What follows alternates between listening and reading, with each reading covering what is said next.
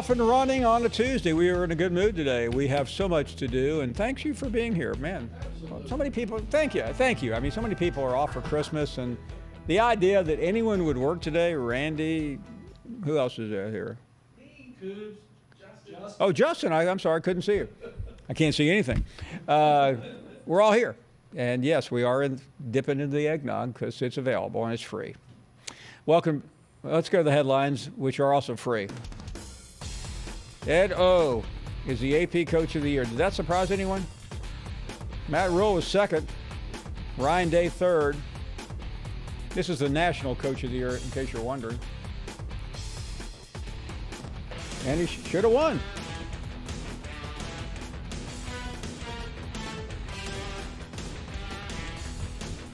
So this is from the Los Angeles Times, one of those many newspapers that nobody reads.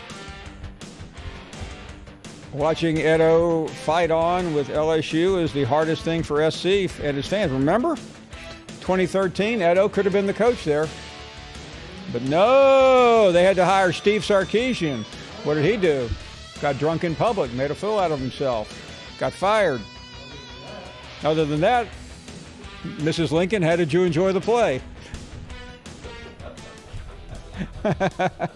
And Dan Mullen has got nothing on his mind but winning a championship. Forget all those job offers which haven't come.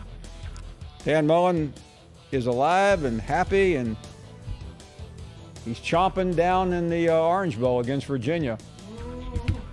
Hey, how you doing? I decided we're going to turn this into a comedy show since we can't depend on the callers to be funny. We're going to be funny ourselves. Anyway, glad you're here. It's 17th of December, which means one thing. Next Tuesday is Christmas Eve. If you can find this show on Christmas Eve, good luck. But we will be here all week, every single day of the week. And let's talk about what we're going to be doing here on the program today. Jordan Rogers will be here.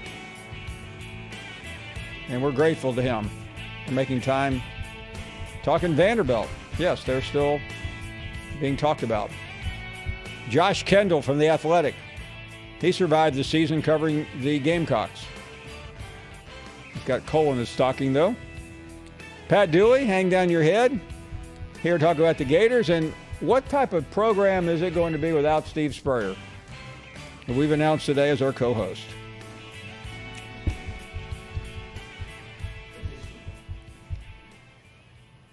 Yeah, Spurrier is going to talk about a number of things, including dealing with fandom today. Our phone number is 855-242-7285. That has always been the number, and it always will be until they change it. Right now, it's still 855-242-PAUL. Yes. I saw them in the other room, the graphics over it. They covered it up when I got in. It said 855-242-JAMES. So apparently, some guy named James is going to be taking the show over in the future. Anyway, let's get to the calls and talk to some callers. Charles the Barber is first up from Birmingham, Alabama, the 205. Yes, sir. How you doing, Paul? Charles, Merry Christmas. Great to have you on. Merry Christmas to you. Yes, sir. And to all, good night. I've been trying to get on this show for the last couple of weeks and all, and I saw where you talked to Stephen A. Smith on the show. Yeah. All that. I enjoyed it and everything. I called to let you know I saw Mr. Bobby. Okay. Oh, my goodness. How is Mr. Bobby doing? He's doing pretty good. He's been sick, and everything. And I'm sorry to hear that. I went over to his house last week and saw him, and he's just going through it right now, And, well, listen, Bobby, if you're watching or listening, please, you have our sincerest wishes of getting well first and a Merry Christmas, because we love you, Bobby, even though you abandoned us after Alabama beat you. After Clemson beat Alabama last year. And by the way, he wasn't sick then. I talked to him on yesterday, and so what did he say? Was feeling a little bit. He said that he was feeling a little bit better yesterday. Is he ever going to call us again? I think he will. Once he get able to and feel better and everything, I believe he will call. He'll give y'all a call, man. Okay. 'Cause I mentioned, that y'all miss him a lot and everything, and he's hanging in there, real good, all that. So I keep in contact with him. I try to stay in contact with him at least once a week, check on him, see how he's doing. Does he still keep up with us at all, or can he not listen anymore Yes, since he Alabama has still lost? He still watches. Oh, okay. He still watches. Yes, he still watches. Hey, by the way, what did he say about his football team? Well, hey, he's still saying that, he's still Roll Tide all the way, all that, and he's still, that Bobby, he's still Alabama fan. He's still Bama fan, and he's looking forward for them playing against Michigan, and and all, and really that he wished that they would have been playing for the national championship, but since they're not, It's kind of hard to play for the with them. national championship when you lose two conference games. Yeah, it is. It is. Yeah. But I want to give a shout out to a couple of Tide fans too, and I know I'm a War Eagle fan, but I want to give a shout outs to. Now, let me ask you a question, Carlo. Charles, because your team beat Uh-huh. his. I mean, you didn't rub it in, even though Bobby was sick, did you? No, I didn't. Okay. No, I didn't. No, I didn't. No, I didn't. I didn't rub it in. No. Okay. No, Well, you're a classy guy then. I would have rubbed it in. Yes, sir. I would say, But, hey, man, I know you're sick, but War Eagle. Well, yeah, he know I'm War Eagle all the way. But I want to give a shout out to my coworker Carlos, and I want to give a shout out to Gary Lauster, and another shout out to Padilla Patrick. All of them, they're Tide fans and all. And I had to get some rocking chairs for them and everything except for Carlos, because I worked with him when they lost against us in the Iron Bowl. Right. I told him I was going to get them some rocking chairs and with a box of Kleenex and everything, so they can wipe the tears coming out the eyes. That's funny. That's funny. Well, I'm with you. Listen, sir, Charles, always great to hear from you. Merry Christmas. Let's go to Stephen in Mississippi, who is next up.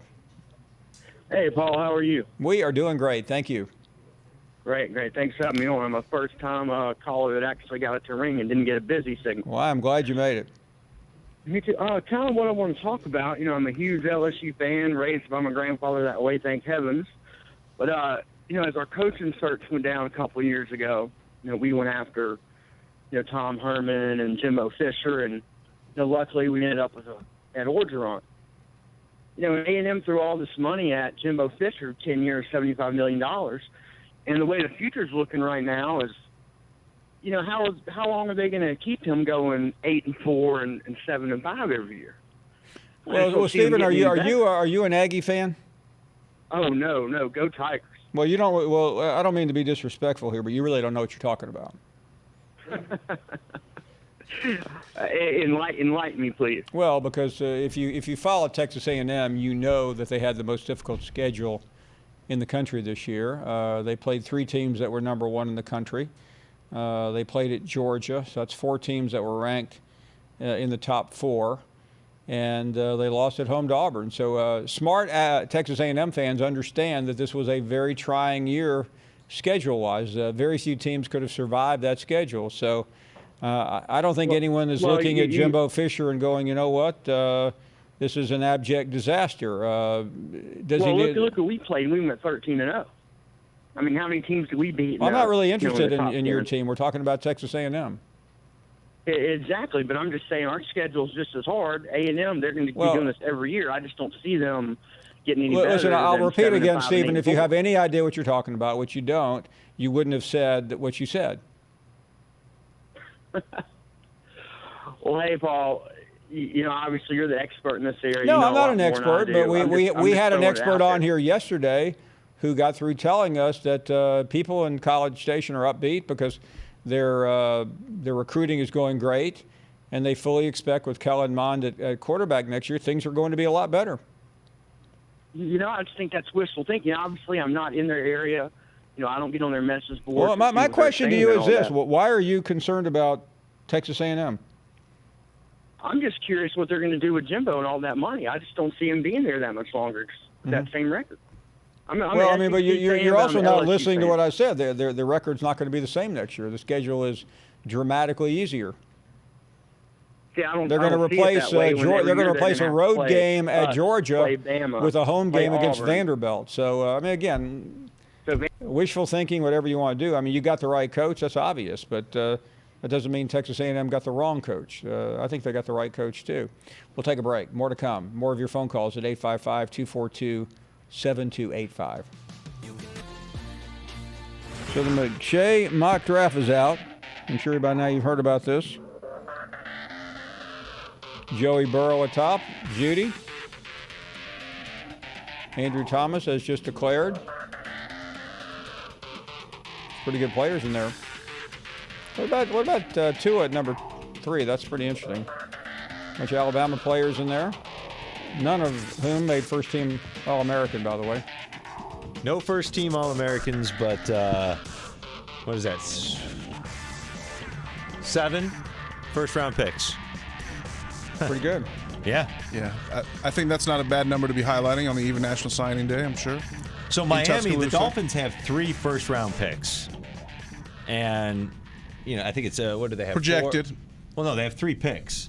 Oh, yeah, excuse me. 3 first-round picks. Yeah. But, I think it's 4, 17, 22. So, they have different options. They need a quarterback. Josh Rosen isn't the one, and Ryan Fitzpatrick is our age. So, he's not the answer either. So, I don't know. Paul, would you take a shot on Tua? When do you find out? Like when you can draft Tua? Like how long till this process goes out until you have to? You have till April, so it's no big rush. Well, he has to declare January 20th. Well, come on, let's not be silly here.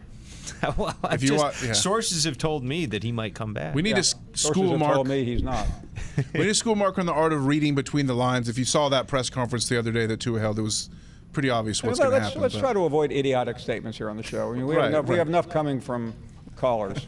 It's early in the week. We've had a strong start. Let's keep it going. Strong. All right. Right. Paul, do you buy the mock? Statements. Do you buy the mock drafts? They can be pretty accurate as far as. That's. First of all, there's no way in the world you can say Tua is going that high right now. That's fair. Let's continue. Andre is up next. Hey, Andre. Coach Paul Finebaum. Coach, do you know what tomorrow is? Tomorrow, the sun will come out tomorrow? Is that what tomorrow is? It's called shopping for the groceries, Coach. Shopping for the groceries. In order to bake a great meal or to bake a great cake, hey, you got to have the recipe. You have to have the Jimmy and the Joe, Coach. And if you don't have it, listen, and like I told you last week, and I tell any fan base, these national recruiting rankings go hand in hand with the playoff. You can go look at any of these teams that made the playoff and go look and see where they're ranked at. And if you're not stringing together 4 and 5 top 10 recruiting classes every year straight, back to back to back, you're not going to make it. You are correct, my friend. And the coaches that say recruiting rankings don't matter, well, where are they at playoff time? Nowhere to be found. Nowhere to be found. Where's Jim, Coach? I hadn't heard him in the last couple of days. He has not called. He's too busy trying to get other people not to call. Oh, okay. I like Jim, Coach. I like Jim. But, Coach, when they first hired Coach Joe, I was hard on him because I didn't want him to get the job. I told you I thought that him and Joel Lieber would go down together holding hands like the Titanic. And you know what, Coach? I was wrong, and I'm glad they got Coach Joe. And listen, the guy that just called in about Texas A&M, hey, get a man a chance. Look, Texas A&M and South Carolina had a hard road to hoe, Coach. It was a tough road for them. So I think Texas A&M, they'll probably get a lot better. I can't say the same for South Carolina. Well, thanks for taking my call, Coach Finebaum. John is up next in Atlanta. Hey, John. Hello, Paul. How are you? We are doing great. Thank you.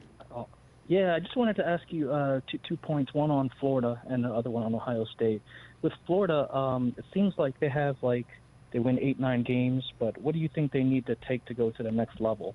It seems like they're losing too many kids in recruiting in their own state, and it just seems like they're falling short when they're right. I'll tell you at what, the let me door. ask Pat Dilley that question. He'll be on later. He covers the Gators. Okay. And then the second point about Ohio State, I think they lost 31-0 in 2016. I know it's different teams and different circumstances, but what does Ohio State need to do from a game plan? And Yeah, listen, John, I thought about that today. I was doing a recording of something, and that came up. But I don't know what 2016 has to do with 2019. To me, different coaches, different teams, different quarterbacks.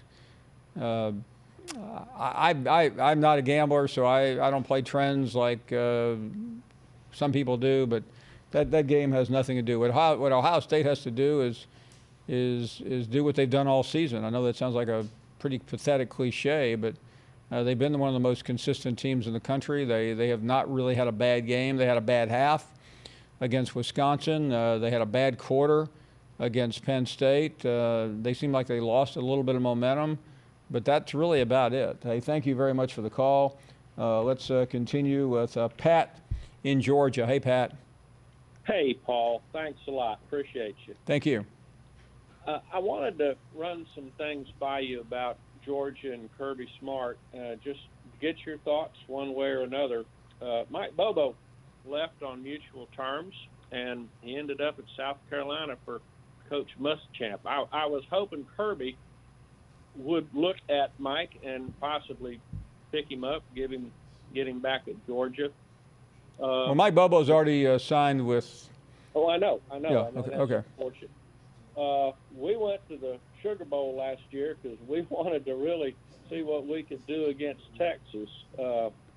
Georgia did not show up. That's not news.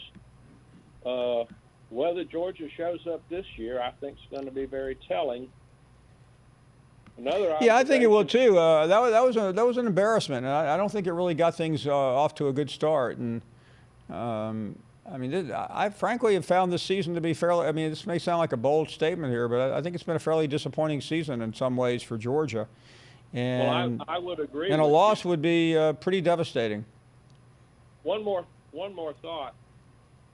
I love Kirby Smart, but actually two more thoughts. He and Mark Richt, he's developing the same problem. Mark Richt had a better start than Kirby Smart did when you get right down to it. But I think he's got to go to the RPO. We need to keep the defense, and I'm old school SEC. I graduated in '69. He's going to have to go to the RPO, and he's got to recruit to get there. That's not going to happen. Well, he did recruit to get there, but the quarterback that he recruited is gone. You're absolutely right, and I'm not criticizing him for that, but the moves he makes next year are going to be very, very telling about what the next 2 or 3 years look like. And I hope he's successful. I'm a Bulldog. Thank you very much for the call. I do appreciate it. Let's continue with more calls. And Mark is up next in Georgia. Hey, Paul, this is Mark in way down South Georgia. How are you doing? I'm well. Thank you for the call. This is my first time calling. I've been trying for a long, long time, probably a million calls. But anyway, Great to have you on. Thank you. I'm glad to be on. Actually, I was wanting to touch on yesterday. I think it was yesterday when y'all were reviewing the SEC teams, and we were talking about Georgia and how, very disappointing losses to Alabama after big leads and all that. But I still think, they get credit where credit's due. I mean, what did y'all say yesterday? 36 losses in 10 years. I mean, 3 SEC East titles in a row. I felt a little, they wasn't getting the credit they're due. I mean, even though they got beat by LSU like they did and all that, but they still got a good team. There's a lot of other teams out there that probably wish they could be in their shoes. Well, listen, it all depends on what you want. Do you want Yeah, to? well, And that's always been the issue at Georgia. Yeah, I want SEC. I mean, national championships, but it didn't go our way. But I mean, we made it there, and You know, had big leads, blew it, kind of like the Falcons did against the Patriots. You know, but you know, still, I mean, I think they're pretty relevant. What do you think? Well, listen, I mean, Georgia's 2 years in a row number 5 team in the country. That's great. Yeah. But do you think Kirby Smart's satisfied with that?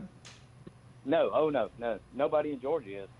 Well, I mean, then we're what? Then let me ask you, what does it matter? What has happened or transpired other than the present? Well, we're happy to get the wins we got and all that, but yeah, when it all comes down to it, you know, number one is what everybody wants.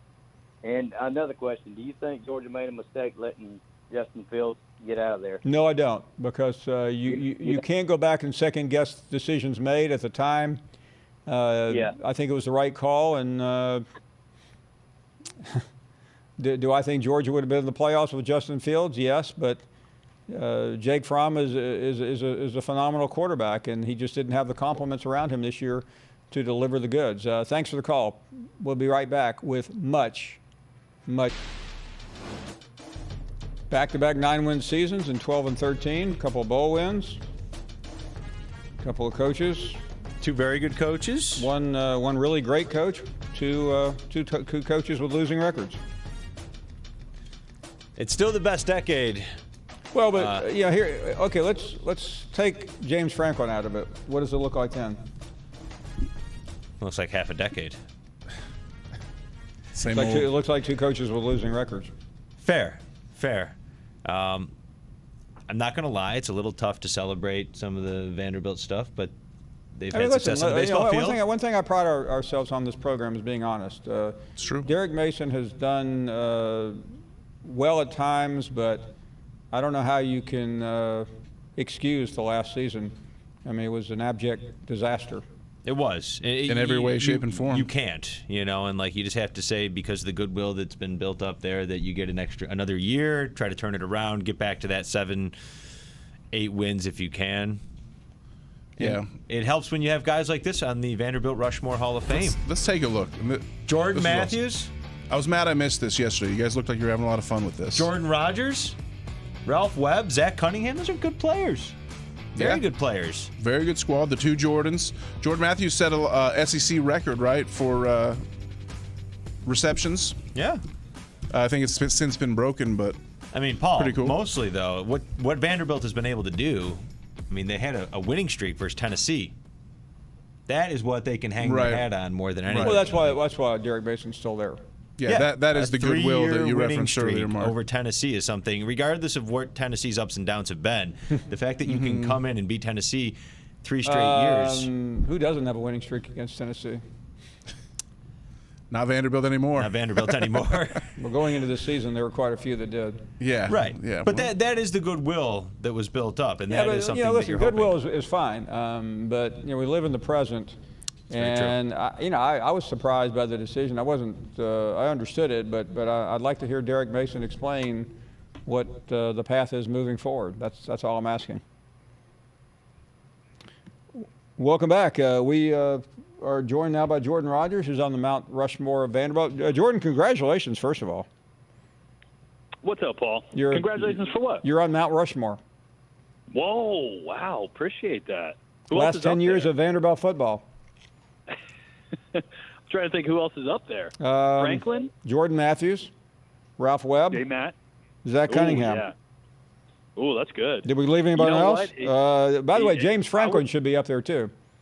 Yeah, I might even throw Zach Stacy in my place. There's a couple. There's some good ones out there. That's a good list. Well, you got grandfathered in by your place of employment. I realize that. We were talking during the break, and we're reviewing the decades, and I know you played for Franklin, and we're all partial to our alma mater, but I do have to ask you, I mean, what does the future look like for Vanderbilt right now after this season? It's interesting, Paul. I mean, I got a chance to be, 2010, a part of that 2-10 season that we turned into, a 9-4 season under Franklin, who he followed up with another 9-win season. So I think the first part of this last decade was very positive in thinking, wow, Vanderbilt's going in a completely different direction. And then obviously as Mason took over, there wasn't much there. So the first couple of years, you completely understood that at a school like Vanderbilt, there was a big rebuild that needed to happen even after James Franklin and the momentum that was going. And with the Texas Bowl last year, you thought, okay, things are heading in the right direction. Right now, I think it's completely up in the air. And not really because of anybody that's there. And I love Derek Mason. But, as a race car driver, you're only as good as your car. It really doesn't matter who's driving it. Yes, they can make some impact, but you're only as good as your engine and how fast you can go. And that engine for Vanderbilt is the facilities. And they continue to be so far behind. And where you see that kind of come to fruition is recruiting. And at a place like Vanderbilt, you got to be able to recruit against Kentucky. You got to be able to recruit against Missouri. And those facilities right now completely, especially the last couple of years, have changed for the better at both those places, and Vanderbilt hasn't. So it doesn't matter who the head coach is. It doesn't matter what Malcolm can do as the new athletic director. It's the facilities. They got to be able to recruit, got to get athletes in there that can actually be able to compete at this level, and right now they fall behind in that category year after year. So unless that changes, I don't see much changing at Vanderbilt. How do you do that, though? And I know you've been very active and very vocal about this, but are people listening to you? I think so. I got a chance to sit down with Malcolm his first couple weeks on the job and just say, hey, kind of here's what I've been through, right? I've been through the real bad. I've been through some of the facility upgrades, getting an indoor, doing some stuff around, the campus, but this needs an overhaul, and it's never going to get fixed with a Band-Aid. It's not going to get fixed by just putting some money into the stadium because, frankly, stadiums don't recruit kids. Player facilities recruit kids. And so that's what needs to change. I think everyone just needs to realize that at a place like Vanderbilt, at a place like Nashville that is absolutely exploding, one of the hottest cities in the entire country, is that Vanderbilt can be a really strong and elite academic program, and it can also simultaneously and not mutually exclusive be a good program that invests similar to what other schools do in their football program and other programs as well. Baseball, basketball, they could all use some upgrades. But right now, I still think there's a stereotype around the academia side of Vanderbilt and the sports side that are very opposing. And people think that if you invest in one, you're not as good at the other.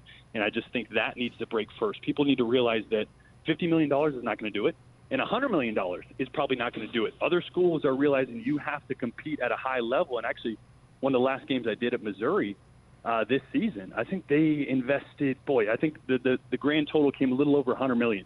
And that facility is unbelievable. And they invested what they needed to get their facilities where they need it for a new head coach and for a program that they want to take that next step.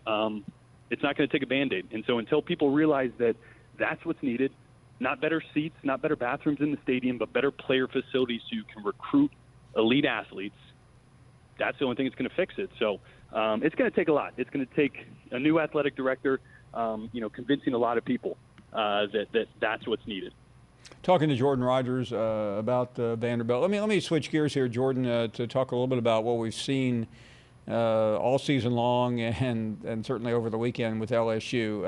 I remember talking to you at Media Days, and we all knew Joe Burrow had upside, but have you seen anything quite like his ascension from good to great? No. It's truly unbelievable because if you look back at last year, and again, I was one of the ones that maybe was more critical than many about Joe Burrow, but if you look back at last year, yeah, you can look past the scheme. The scheme didn't fit him very well. It put him in situations that were advantageous, as that scheme did for a lot of LSU quarterbacks. But even when you look further into the film, he wasn't great. He wasn't very accurate. Even when there was open receivers, he was bad in the red zone. Paul, he completed 30% of his passes, 13 of 42 in the red zone all of last year with 5 touchdowns, 3 interceptions. I don't care what plays are getting called. If you're completing 30% of your passes, you're just not doing very well. So, the fact that, yes, this new system is going to help anybody, but the fact that Joe Burrow himself made so much improvement with this system and separate from this system is absolutely astonishing. I don't think you can discredit the work he put in to his mechanics, to his velocity and how he got more zip on his ball this year, to his accuracy. Some of that is system, but man, a lot of that is just Joe Burrow becoming a better player. So I think equally you can credit Joe Brady, Steve Ensminger, at Orgeron for what they did to get the direction of that offense and to get the pieces in place that they needed. But you got to give a lot of credit to Joe Burrow, too, because he grinded. And sustaining that type of success, the type of success that he did, completing the amount of balls that he did on a weekly basis, never having an off game, that takes hours and hours and hours of preparation every day, consistently 7 days a week. And that's something that as a student athlete, that's hard to sustain. So I give so much credit to Burrow, to that staff, but to Joe Burrow especially for what he went through to make himself better, how much he grinded by himself. People won't even know. We don't know the extent to what he did, but obviously it shows on the field this year. So it's unbelievable the amount of strides he made. And it's something that I'm not sure we'll ever see that big of a turnaround again.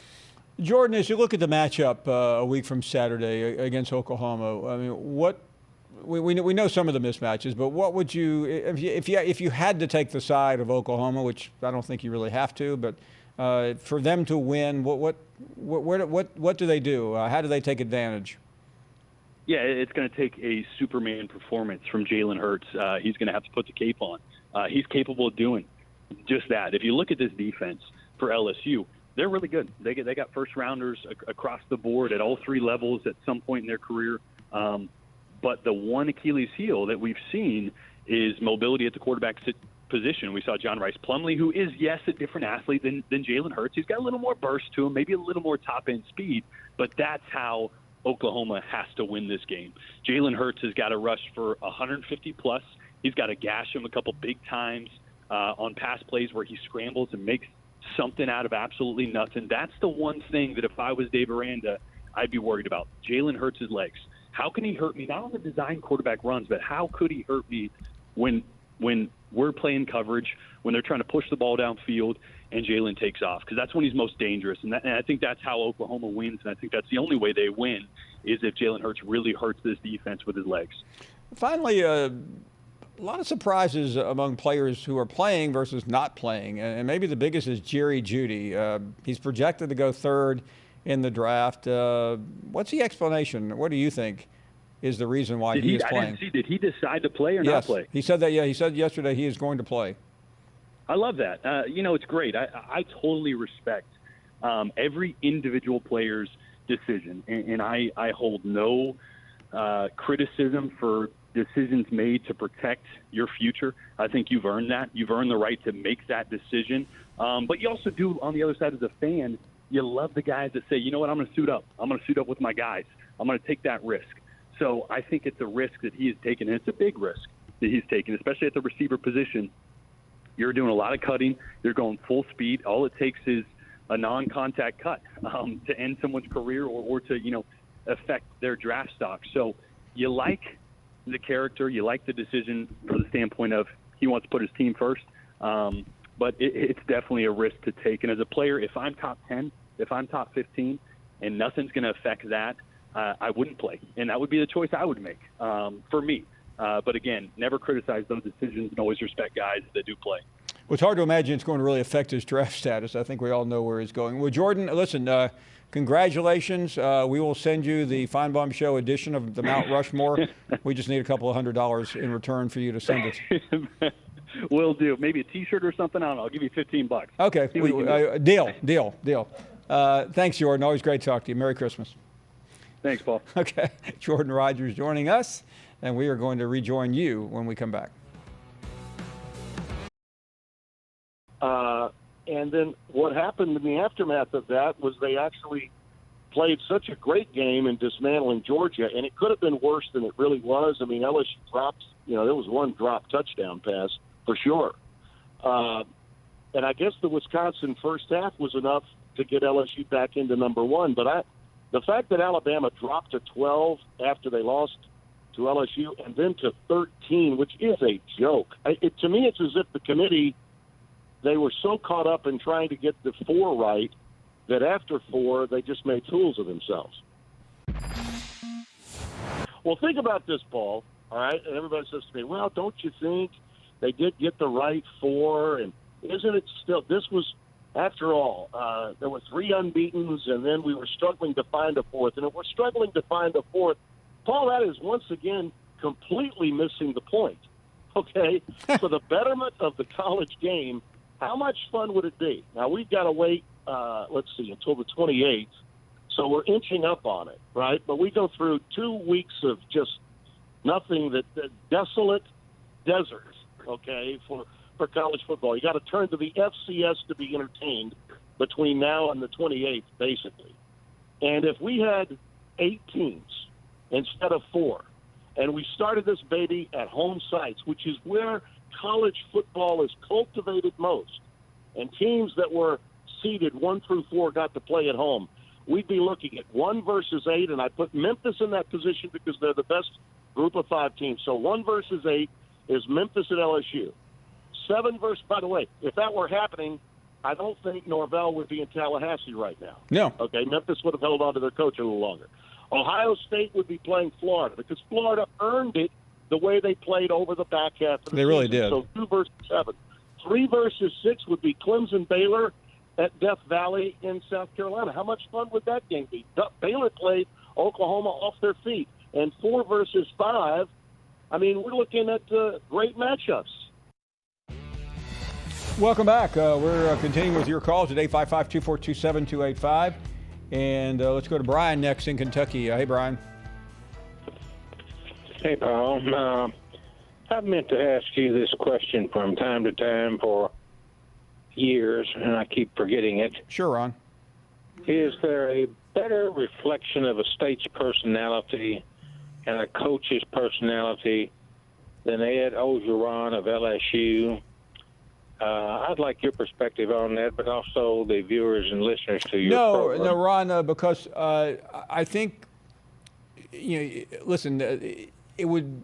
I've seen this before, where a coach is, sometimes you talk about certain animals look like people, or people look like animals, or people. I mean, Ed Ogeron is Louisiana. It's a very proud state. You understand that, being from the Commonwealth, and he represents the work ethic in that state, especially in that region, the southern region. Louisiana's like a lot of states. They're different parts of it. The northern part is completely different than the southern part, and I think that's why he's so relatable, and I think that's why some people down there thought he might work before some of us could understand it. Yeah. Well, I appreciate your perspective, but over the years, he just seems to reek Louisiana. Well, he is. I mean, and I think one more thing, Ron. I mean, it's overstated that he used to work on a shrimp boat, but he did. So he understands the hardworking people of that state. I mean, he's the antithesis of Nick Saban, who came in there from West Virginia by way of Michigan State, but he was extremely popular. But he wasn't one of them. Ogeron is. Absolutely. Thank you, Paul. Thank you. And certainly a lot better fit than the guy that was between those two. Roshan is up next. How you doing, Paul? Hey there. Good afternoon. Paul, I just want to know, I'm from Arkansas, and I wasn't real thrilled when they hired Sam Pittman. So I want to know, after you spoke with him, and I saw that you weren't thrilled with the hire as well, but after you spoke with him and had the interview with him, how do you feel about him after sitting down and speaking with him? Well, I came away really liking him. Now, I've fallen for coaches before the first week. But all you can do, I mean, let's just shoot straight, okay? Arkansas is a dumpster fire. Pittman was hired because he was an abject disaster, and almost anyone would have been better than the person they had. If you're following me, I think you are. So yes, I am. I did not like the last coach. Chad Morris, didn't know him, don't care about him. Yeah, well, I mean, he was a salesman. He sold something that he couldn't deliver on, and he kept selling it long past the point that nobody was buying. So, to me, this guy. There's no guarantee he's going to be successful. I heard David Basil, who used to be the captain of the team, say yesterday, well, we're behind him. Well, of course you're behind him. I've covered 1,000 press conferences, and no matter how good or bad the person is, everyone's behind him the first week. To me, though, I saw something I liked. I saw a real guy.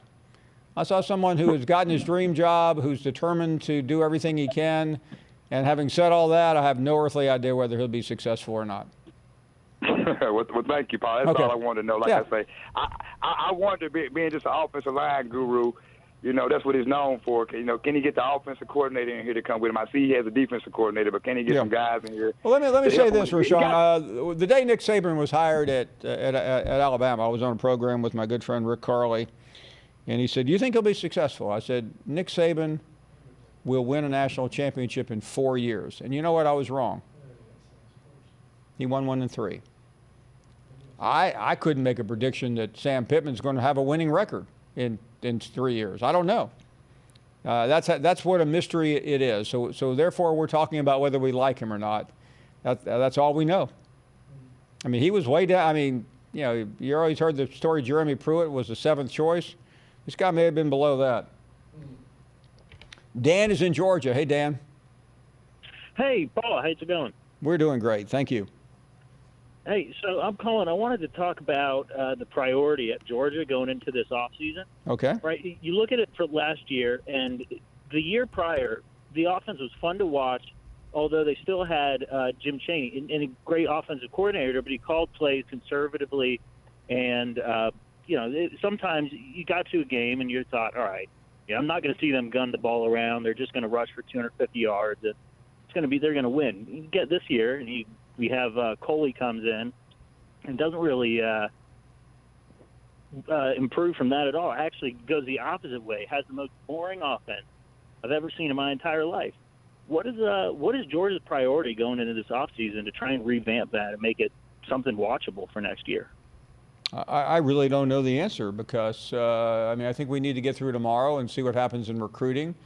And then Kirby Smart can give his philosophy. I don't think you're going to hear Kirby philosophizing at all until he knows one thing. Is Jake Fromm coming back?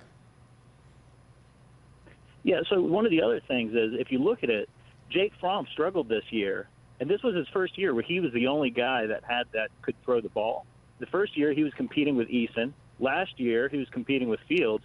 And this year he doesn't have anyone there really to drive him besides Stetson Bennett, who, good guy, but he's probably not an SEC quarterback as far as a starter goes. So, is that something that you think would help them? Because right now they really only have one great quarterback recruit coming in Carson Beck.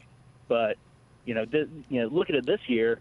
This was the year of the transfer with I hate to run, Dan. Thanks. Good question, and one that will continue to be asked. We have 3 hours to go. So we are talking about transfer quarterbacks. Jake Fromm, person asked. I mean, it's hard to imagine Jake doing anything but staying if he decides to. But we will see some movement, guys. We will see a lot of it, I think, in the off season. Yeah. Absolutely. I mean, right. Jake's going to stay. Is there anybody out there that we can think of that's got somebody, it's a backup that we don't know about who's going to end up transferring, and, that's what this playoff has. It has 3 backups that are. There's also Greg Ward Jr. or De'Aaron King. Excuse me, I went back to the previous Houston quarterback. Sorry, De'Aaron King, I think, is going to be a prize on the quote unquote transfer market. Someone to be recruited. I mean, he's a dynamic player. He said he wanted to stay, but you haven't been believing that, Paul. You got any idea where he might be headed, or? Yeah, I've heard some names. He's not staying at Houston. No? I've heard one SEC school has been mentioned. Interesting. I'd love to see De'Aaron King in the SEC. Pretty prominent one too, but I'm not going to mention it because I don't want to be sanctioned by the transfer portal. Right. Yeah. Right. We can't talk about transfer portals, even if. Yeah. Anyway, it's the year of the transfer portal. It is, and that's Paul. If you had to put the 2019. over/under on, like SEC teams who are going to looking for transfer quarterbacks, let's play that game then. Okay. Would you put it at 5 SEC teams that would take a transfer lower than that? No, I don't know. I mean, there's no way of knowing. That's when you have Arkansas, I'm sure would take one. Arkansas would take one. They just lost one. I can't. I can only think of a few that wouldn't Mizzou. take one. Frankly. Mizzou. Yeah. Right. Well, that's where You we're think at. Alabama would take one. Yeah. Well, let me say after they get this commitment from the player from California. Right. Yes. We can't talk about for the next 24 hours. 24 or so. hours. Yeah. Well, that's what's going to be interesting. I wonder how many backup quarterbacks at their teams now are waiting till after signing day. Do you think that plays a role in it, Paul? After signing day, then these guys go out, or well, because not only they've after already been signing through day. it? I mean, we've seen players leave after spring practice. Yeah. Yeah. I can think of one in particular. Yeah, you lose the job. Joe Burrow. That worked out for pretty him. well. We will be right back. And we are off and running here on a Tuesday afternoon. Glad you're here. Let's continue with more calls at 855-242-7285. Jordan Rogers has been by. We'll talk to Pat Dooley. The head ball coach will also join us. Let's move along and talk to Big O. Big O. Big O 3 times. Yes. Go right ahead. Hello. Hey, second-time caller, Wonderful.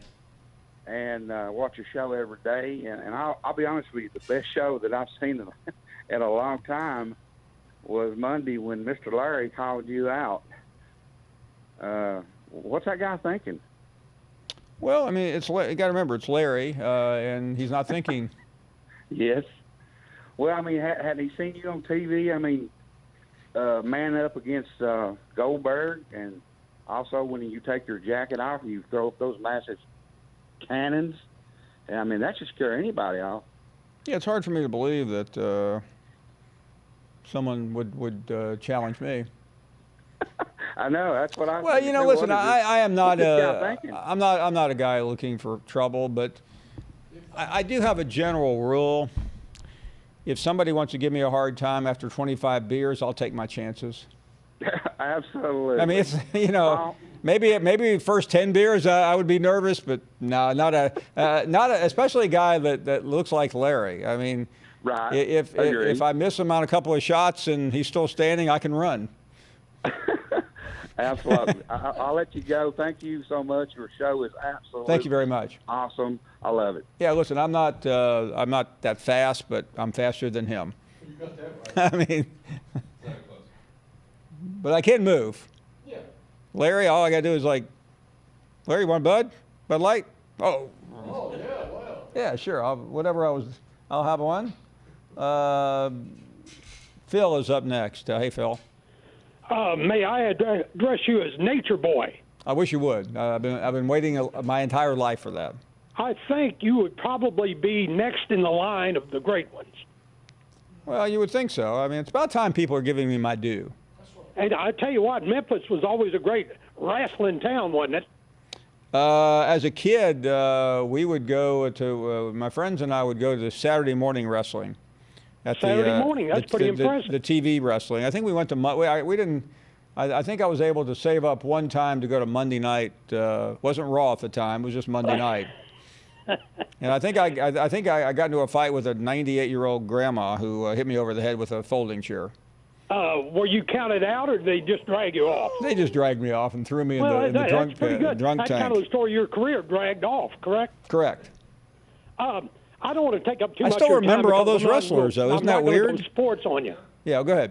I know you've had a colloquy about writing maybe the biography of Louis Grizzard, correct? Well, someone brought it up the other day, and I'm always looking to make a couple of dollars. And if I can spend 2.5 years researching a book, another year writing it, and then try to sell a couple hundred copies, I'll do it. The acid test question is: ESPN going to allow you a sabbatical to let you flourish? In fact, I've heard ESPN is encouraging a sabbatical, a long sabbatical. You must have been listening to one of my phone calls earlier today. I want to ask you. They called and said, you're looking a little tired. How would you like to take some time off? I go, oh, that would be great. How long? They said, as long as you would like, but we prefer permanently. Can you and Nick Saban do it together? Oh well, I think he'll be here after me. I mean, after all, he's a young 68. Can I ask you a dead serious question that's bothered me for about 30 years? Go ahead.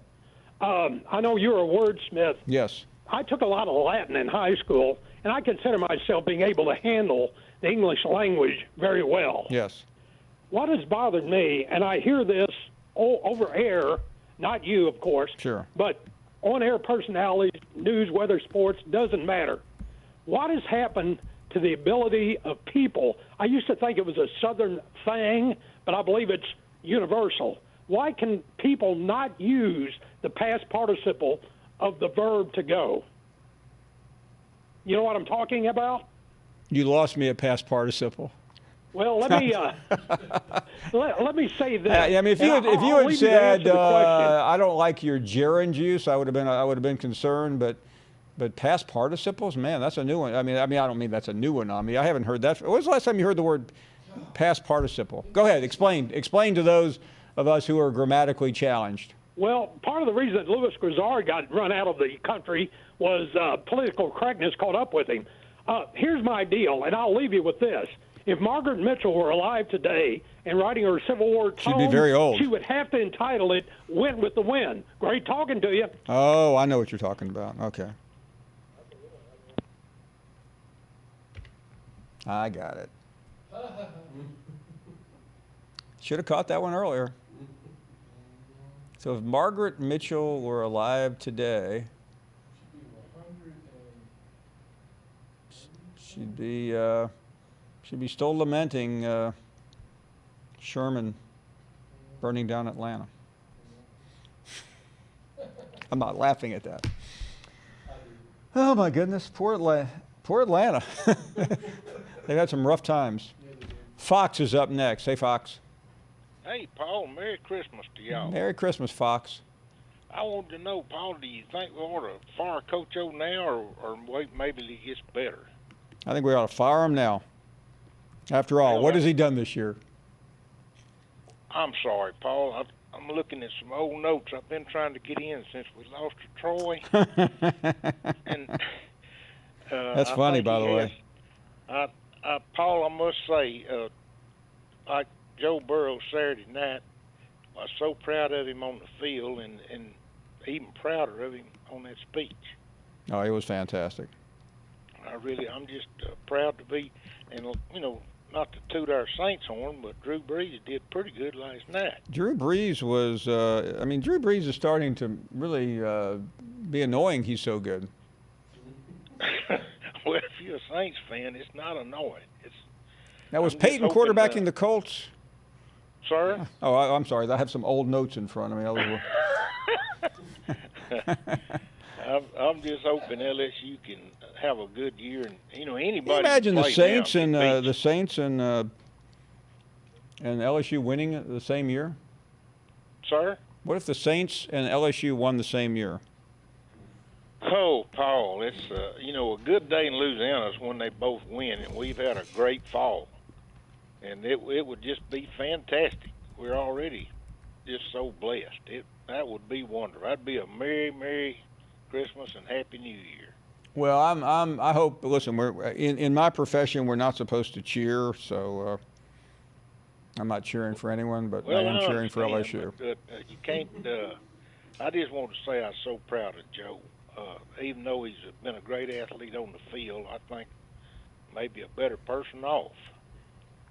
I think you're right about that. I mean, he is. I don't act like I know him. I've been around him a couple of times. I feel like I know his dad pretty well. He's been a guest on the show a few times, and they're just good. They're a good family. They're good people, and you don't need me to say that. All you do is watch a speech the other night. Right. I think. He's living proof that all Yankees ain't bad. And in fact, I think he's from. Is he from Southern Ohio or Northern? Southern Ohio. He's just Ohio's all I know. Ohio's not. Ohio's up there, but it's not like New York or New Jersey or Boston. He's a great. Hartford. I do believe if he is a Yankee, he'll be the most beloved in the history of the state of Louisiana. Well, for a while, Nick Saban was doing okay, remember? Well, I still like Nick. Nick, I give him credit for getting LSU started. I didn't like that guy from Michigan. What was his name? The coach from Michigan? Lester? Les Miles? Well. Whatever happened to Les Miles? I think is he? He's coaching basketball, you said? At Kansas? Hey, Paul, to be a LSU fan when we played Alabama, and back when we lost the championship, not get a first down in the first half was pretty humbling. It really was. Well, I'll tell you what, Fox, great to have you on. Funny call. Everybody's funny today.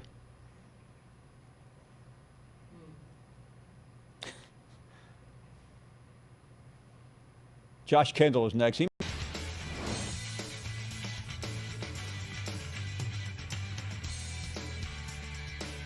Well, Spurrier was really good. Sean Elliott, Will Muschamp, one game above 500. I mean, it's the early part of the decade, Paul, that really defines South Carolina, I think. I mean, you were there. You lived it. Before the network launched. When South Carolina was really dominating with Spurrier, what was that? Well, listen, I mean, they were good. It always felt like they could have been a little better. They made it to one SEC championship game in 2010. Right. A very good the team in 2013, I thought, may have been one of their best teams. Lost a critical game. I can't remember who. Maybe Missouri. Maybe they. I can't remember. Tennessee may have been the loss, but I mean, they were in such a great position and they let it get away. That was in a run of 3 straight 10-win seasons, right? They 11 win seasons. Or 11 win seasons, excuse me. Sorry, Gamecock fans.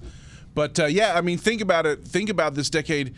At the start of this decade when they, beat Alabama, went to the SEC title game, and you're thinking, hey, this is going to be we're set up for the next decade. This is going to be great. Now we look at it here at the end of 2019, maybe didn't quite achieve as much as you might have thought. Look at the Mount Rushmore. I mean, this is a very good Mount Rushmore. This is a good Mount Rushmore. SEC, Jadeveon Clowney? Yeah. Easily. I mean, one of the best defenders in the SEC this decade. Connor Shaw? It's pretty good. He was really good. I fought to have Steven Garcia on there just for that one game. I would have fought also, but... Alshon Jeffrey? Overruled. Marcus Lattimore? I mean, these were... Deebo Samuel was debated about going on. Right. But Pharaoh Cooper, could have put him on there also, but I think Alshon shines above him. It's kind of like starting really high up. Stephon Gilmore make it? He was also thought about. But, I mean, who are you going to take off that list? It's a pretty competitive one. Yeah. Yeah. We got one coming up that is not as competitive. Okay, welcome back. Joined by Josh Kendall, covers the Gamecocks. That's quite a job. He's with the Athletic, formerly with the State. Josh, good to have you on. We were Thanks talking. for having me, Paul. It is kind of depressing if you're thinking in the present when we were just talking about the past. Some pretty good players and coaching going on in South Carolina over the last 10 years. Yeah, we did at the Athletic. We did a best of the decade thing, and what jumped out at me was we did a first team defense and first team offense. Just 22 total players, and 15 of the 22 that I put on our list played before 2015. And not coincidentally, the record for this team is much better prior to 2015 than it is in the second half of the decade. So, South Carolina fans don't feel real good right now. And part of the reason is because they did feel so good to start this decade. Let's get to a question we've talked about really since the preseason, and that is, how did Will Muschamp survive? I think that he has a very good relationship with Ray Tanner. I asked Ray Tanner about 30 minutes ago what was his response. What was the response he got to retaining Will Muschamp, and he said overwhelmingly positive from most people. So I don't know if he's just got somebody screening his emails really good, or, I think we both tend to hear the other side of the fan base more maybe than Vince in that direction. So I think that if you know Ray Tanner and his relationship with Will Muschamp, Ray is a coach, a former coach, and very much operates as a former coach. I talked to him in Destin prior to this season when things were still looking, when folks were still pretty much on board with Will Muschamp, and talked to him about patience. And he acknowledged at the time that he was going to be more patient than most of his fans would like, because that's what he truly believed was the way to a long-term healthy program and teams within that program. And so that's what we've seen. He is going to err on the side of being patient. Add on top of that, he really genuinely likes Will Muschamp. They're cut from the same cloth. And I think he has tied himself very securely to Will Muschamp. And is comfortable doing that because he thinks he's the guy. He sees how hard he works. He understands. I mean, you look at Will. Will checks all the boxes to be a head coach. He's intelligent. He's organized. He's hardworking. He's a good recruiter, et cetera, et cetera, et cetera. Ray believes it's going to work, and he's willing to roll the dice on that. Let's talk a little about recruiting, because tomorrow is the day, and not only that, there's some pretty good players from South Carolina. One in particular in Columbia that I don't think has announced yet. Just your overall thoughts on, in spite of everything, how is Will Muschamp recruited? Well, he's recruited about like South Carolina has recruited since 2000. This team has been slotted in that nationally 18 to 24, 18 to 25 group. Now, you would think that might translate into a top 25 program. The problem is 18 to 25 nationally generally rolls in about ninth in the SEC. So you're taking a lot of losses in that time period to teams that are more talented than you are. I think that Will Muschamp has, he is a diligent recruiter. He is a hardworking recruiter. But what he has not been able to do that Steve Spurrier was able to do, and not all of this is in the control of this staff, is get those difference-making guys that caused this team to win all those games from 2010 to 2015. The Jadeveon Clowneys, the Marcus Lattimores, the DJ Swearingers, the Alshon Jeffries. I mean, Melvin Ingram and Connor Shaw don't exactly fit into that mold because they were under-recruited guys who, were developed and had a lot of success. But there was a stretch there when South Carolina produced elite college football players, and South Carolina was in position to get all of them and did. That's not happening right now. Well, let's look ahead because certainly we know how difficult the schedule was this year. I mean, it's always difficult with Clemson on there. This year wasn't helped by having Alabama. What does next year's schedule look like? Well, it doesn't get a ton easier when you look at the whole thing. They replace Alabama with LSU. I'm not sure you get any better there. No, that's tough. In terms of your Western Division rival. If you're looking for and then, by the way, the game is only at LSU. Right. Well, it doesn't matter where they no, doesn't matter sure. where they play that one. But if you're looking for a positive, and South Carolina fans need some positives right now, is that the front half is manageable. The front half, the games that you feel like you've got a puncher's chance in, a fighting chance in, are early in the schedule, which could allow you to get some confidence, which is kind of the exact opposite of what happened to this crew this year.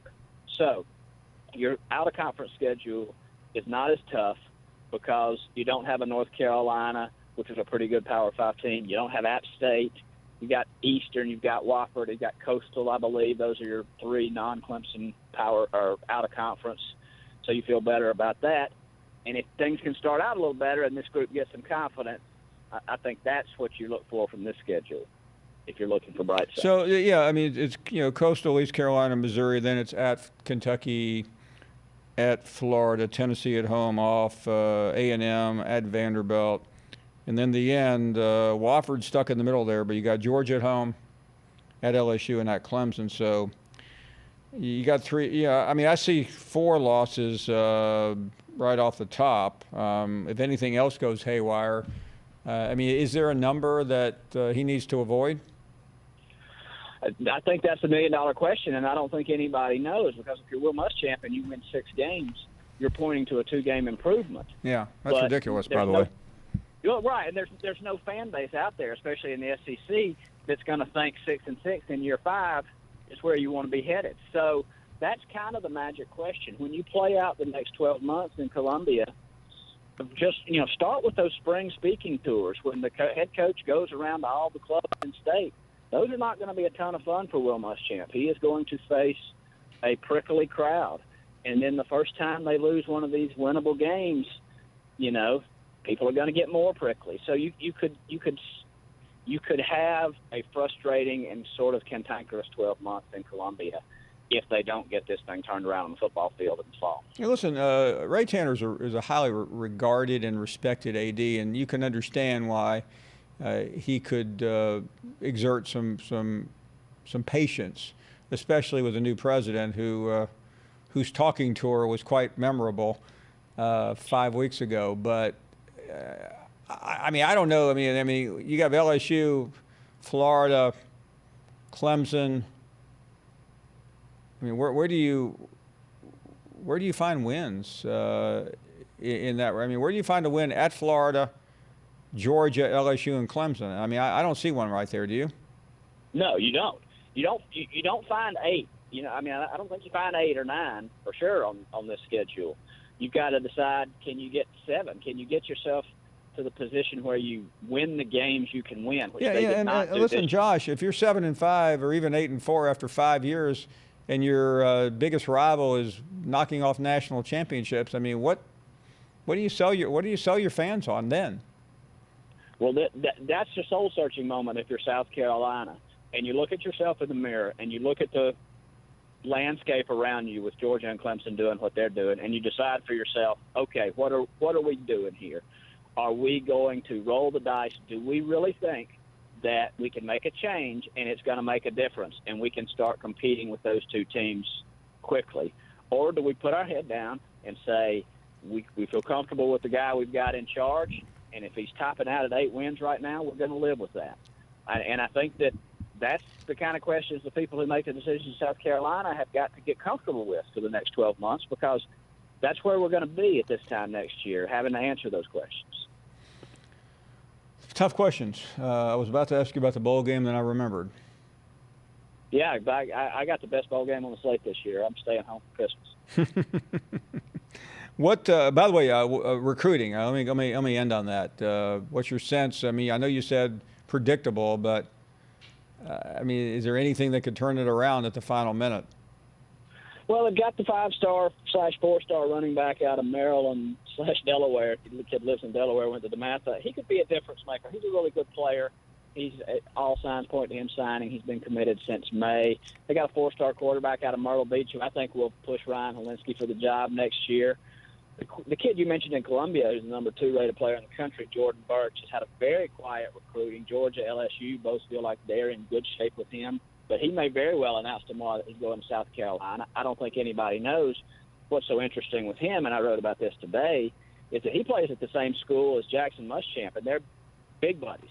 Jackson Muschamp had an offer from Steve Adazio's staff at Boston College and has other small schools offers. He's not going to come to South Carolina because neither he nor his dad kind of wants to walk through that, but he's going to go somewhere. And he hangs out with Jordan Burch and Alex Huntley, who's another 4-star South Carolina commit, all the time. So how does that relationship work? Does that give the Gamecocks a little edge? I don't know, but it's all very interesting. It always is. Josh, thank you very much. Great to have you on.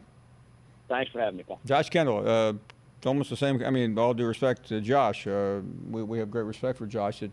The narrative never seems to change in Columbia. It's always wait till next year. We'll be right back with much, much more. 10 years, I feel like, unfortunately. Do we put this one to bed now that it's a decade later? I prefer to, yes. I mean, it has been their calling card. Like this century, that's been their biggest win, their moment. Yeah. I went to that game with a South Carolina graduate and had to go back with him to Alabama. Probably heard it the whole way. Didn't really care. No. Probably talking about how they're we had the wildest Monday show we've ever had, because that was the Alabama team that everyone couldn't imagine losing. Losing a game, right? It's like every Alabama game. Yeah, most years. I think this year a little less surprising. I'm wondering. I think the excuses were kind of built in this year with all those preseason injuries, right? I mean, if you're the type of person to make those. Because Alabama doesn't have the talent to sustain injuries. Not with 7 or 8 first-round draft choices. We've been talking about South Carolina, so let's keep going. Cat Day, did you hear anything from Josh Kendall that encourages you about the future of Gamecock football? Well, he left out some of the best news about the Gamecocks today. They have voted to sell alcohol at Williams-Brice Stadium. I'm glad to hear it. Because we will be consuming a lot of it next year. Yeah, that's one way to get through it. Will Muschamp, good for beer sales. Yeah, but it ain't good for the fans. But he didn't exactly, give us no bouquet of roses there. But you got to live with what you got to live with, Mr. Finebaum. Yes, sir. Well, greetings and salutations on the holiday season, and Merry Christmas to each and every one. Well, thank you very, very much, Cat Daddy. Great to have you on. Let's continue with more calls. And Dave is in Louisiana. Hello, Dave. Hey, Paul. Happy holidays. Thank you. Just to interject something. There was a big deal seemingly made that the Heisman just was 60 years between Heisman winners. You probably don't remember this. You were kind of a young boy. But Jerry Stovall was a running back at LSU in 1962, and he came out second in the Heisman behind a guy who was really just unknown to everybody, seemed like. But he could have won it very easily. He just didn't win it, unfortunately, and we had that long gap after that. Jerry Stovall later, wasn't Jerry Stovall the coach at LSU at one time? Yeah, he was coach from about 80. Right, he took over when Bo Ryan died. Yeah, crash. Jerry was a really nice guy. I got to know him pretty well. He's still there. He's still very supportive of LSU, and but he was a really great guy. It's too bad he didn't win. He was in the pros for about 10 years. And I want to, just like a lot of folks are telling you, this guy Larry who calls and berates everything, you really tolerate that more than I would. I can assure you that. Well, you're right, Dave. But I have based this program on tolerance and heavy drug use during the show. Listen. No one get the wrong idea. This is a family show. I have never done anything. But he does seem like he was off course a little bit. I was telling your guy who screened your calls. No, I mean, I think in some ways it's a compliment to the show that some fans feel so comfortable here they can berate the host. Mm-hmm. Well, no one ever threatened you before, I don't think. No, but you know what? I'm an adult. I've got a security force that will, well, not break him in half because that would take a chainsaw. But I feel good. Hey, thank you for the call. By the way, Seth Emerson reporting that DeAndre Swift and Isaiah Wilson are declaring for the NFL draft, joining the previously announced Andrew Thomas. So the hits keep coming for the Dogs. Let's continue with Fred, who is up next. Hey, Fred. Good afternoon to you. Hi. Good afternoon, Fred Paisley. Hey, Fred. I'm an old guy that speaks slowly, so bear with me. No, listen. I'm not a young guy, but I'm a slightly younger guy who speaks slowly. So bear with me. Okay. I have several things to talk about, and I have been a hard time getting in. But what I would like to comment on now is something that is very refreshing, and that is the coach at LSU. Yes. And what is so refreshing about him, he won by coaching, not by talent. He if you study how the players played, but more than that, he is dedicated to the state of Louisiana. Nick Saban, is dedicated to winning, not to Alabama. He recruits all over everywhere, taking advantage of contact. If you look at the SEC, Florida, Georgia, Texas A&M recruit from their states primarily.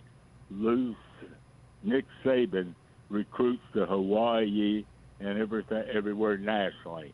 He has a contact, just like the other person that I don't like is Urban Meyer, who does the same thing.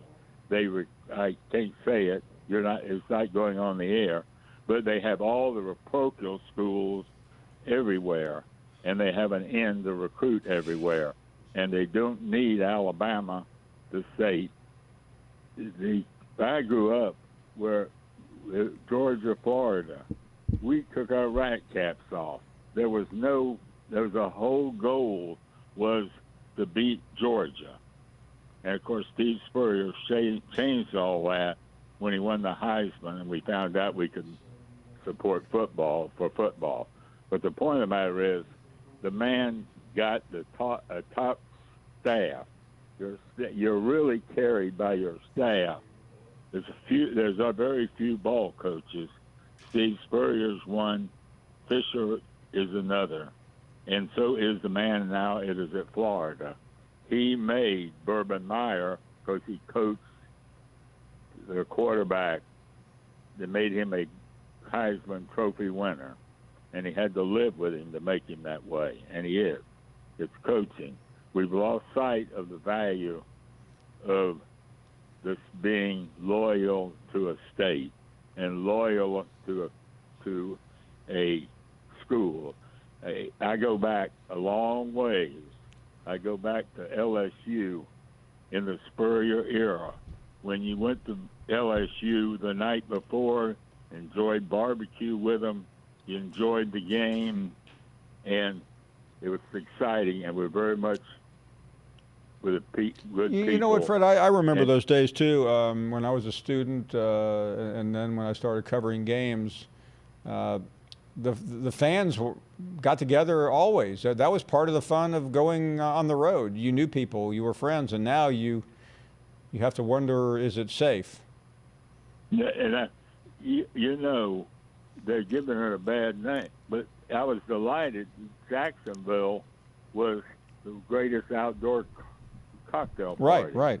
And I met my cousins there and was humiliated continually by Georgia. But when Steve Spurrier came, I made it a point to be in Atlanta with some cousins when we played the game, and we didn't see the second half. And that's football is gone to me. But I won't, with all due respect, that some coach like Nate Saban will not exist. It will yield to somebody like Auburn, who plays players from Auburn, and when they win, beat Alabama, it doesn't count because Alabama is the better team. Alabama goes into the playoff system and leaves Auburn at home. I believe you don't vote you play to hear the winners, not to see who is the best team. That's idiotic. And if I had my way, Steve Spurrier, there needs to be a 16-team playoff to give all the conferences a chance. So somebody like UCF gets to play the people they can't beat. Because when you play the game, you play to win. And the one thing you look forward to if you're a little guy, literally, and I go back to 1947 and 48, you see. So I was in another era of playing football, played it 5 days a week, and you didn't ruin your social weekend. We played the game seriously, but you're not dedicated to the game all the time. And that's why I had a son that would be good at football, but I didn't want him to pay the price to pay. But they asked him to dedicate. I wanted to spend weekends with my son, and that's a fact. Hey, listen, Fred, thank you very much for your call. We were up against a break here, but great to have you on. We are heading to a break right now. We'll still. I don't think I've ever seen a story like I've seen with Joe Brady, the winner for this year. And, you take an offense, Paul, last year that was ranked 70th in total offense, a quarterback that was ranked probably middle of the pack, 16 touchdowns total last year, 5 interceptions. That same quarterback, those same receivers, that same offensive line went from 70th to the number 1 total offense in America. And so you got to give Coach O credit for hiring Joe Brady and Steve Ensminger for allowing that young man to come in. You're right, at age 30, the youngest to ever win the Broyles Award. But let me tell you what, they would not be achieving what they achieved this year without Joe Brady. And he's so humble, Paul. He was great here in Little Rock. Deflects the credit. But there's no question. I've never seen anything like that, the impact of an assistant coach in 1 year to take an offense that was just an average offense to be the most explosive we've seen in SEC history. There had been a push by a lot of former players about Sam Pittman, and I remember talking on our radio show that, you know what, fine. I'm okay with Pittman because he's a dynamic recruiter. His players love him. A reference to the Broyles Award, one of the great assistant coaches, Paul, for Frank Broyles was Wilson Matthews. And the players just loved him, and they played hard for him. And that's been the M.O. for Sam Pittman. It was at Arkansas. Players just would run through a brick wall, and he was a dynamic recruiter at Georgia. So I remember early on when somebody brought up his name, I was like, fine. If you look at where this program went down the tubes, it's when he left Brett Bielema after that 8-5 season, and the offensive line has never been the same. So I'm fine with it. This is a guy who wanted the job, Paul. And I think if Razorback fans have embraced him, it may not have been number one, but who cares at this point? Let's get tough. Let's get tougher, a tougher football team, and let's get some better talent in.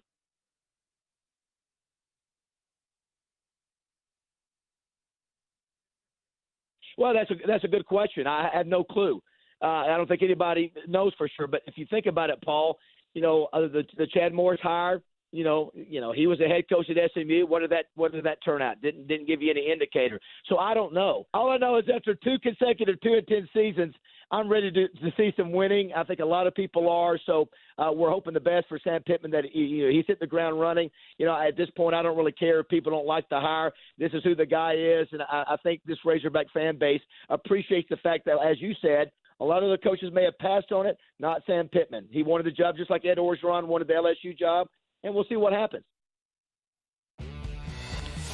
We welcome you back. Glad you're here. Don't forget, tomorrow, National Signing Day. Alabama is still holding on at the number one position, expected to get the number one quarterback in the country out of California. That would be a nice alternative to their current situation. Let's go to I-Man next. Hey, I-Man. Hey, good afternoon, Paul. Thank you for taking my call. Thank you. We've been hearing a whole lot about recruiting the last couple of days, and you always hear this term. It's about the Jimmies and the Joes. Oh, yeah. Isn't that well, it is about the Jimmies and the Joes, but guess what? Their name is Burrow. It's all about the Burrows. It's not about the Sabans and the Tiders and the Crimsons and the 5 Stars and the Blue Chips. It's about Jimmy and Joe Burrow. Paul, it has been very interesting the way the Bama fans have not responded well to this ass-whipping season. It's just not been good. They're used to giving it out, but they just don't take it very well. And are we going to have a history lesson all summer long back to next spring? Is it going to be about what they used to do and what they could have done and if they could have done this? And are we going to play that all year long? Because if so, it's going to be damn entertaining. It's going to be the best radio there ever is. If. War damn Eagle. Have a great. That's a great call. Jim is up next in Virginia. Hello, Jim. Nice of you to call. Paul, thank you so much for taking my call. Enjoy your show. Thank you. I just wanted to comment on your earlier caller, Fred. Sounds like a fine gentleman, but, to me, and I think probably to a lot of people, it's not only about state allegiance, because very few states can support a talent or have a talent pool that can field a team. And the best example of that is Spurrier himself, who may have been born in Miami, but he was raised in Tennessee, and he was a product of the Tennessee football system and came back to Florida that way. So that wears a little thin with me. Because I think one of the things that makes football great is the diversity of talent that comes from all over the country, whether it's Tua from Alabama, another ball player from another region. That's what makes college football what it is. Well, you're right about that. It's a great point. Really good point. Well, I enjoy your show. Thank you so much, and all the best to you for a Merry Christmas. Jim, Merry Christmas. Thanks for calling, and thanks for the kind words. Johnny is in West Virginia. Hey, Johnny. Hey, Paul. How you doing today? We're doing great. Hey, I got a couple comments and a question for you about Larry the Clown. Number one, he really gives drinking a bad name, and that could be a country western song. Sounds like it. And Merle another Haggard. comment Now, I wanna drinking. You give drinking a bad name. And another comment I want to make, I don't think Larry has seen the football since the kickoff. But do you know, this is my question for you, do you know who Larry's drinking buddies are? I don't think Larry has any drinking buddies. Yeah, he has two, Paul. It's Mo and Larry. Mo and Larry. Yeah. You sure? And You sure it's Curly. Mo and Larry? Yeah, because it seems like it'd be Mo and Curly.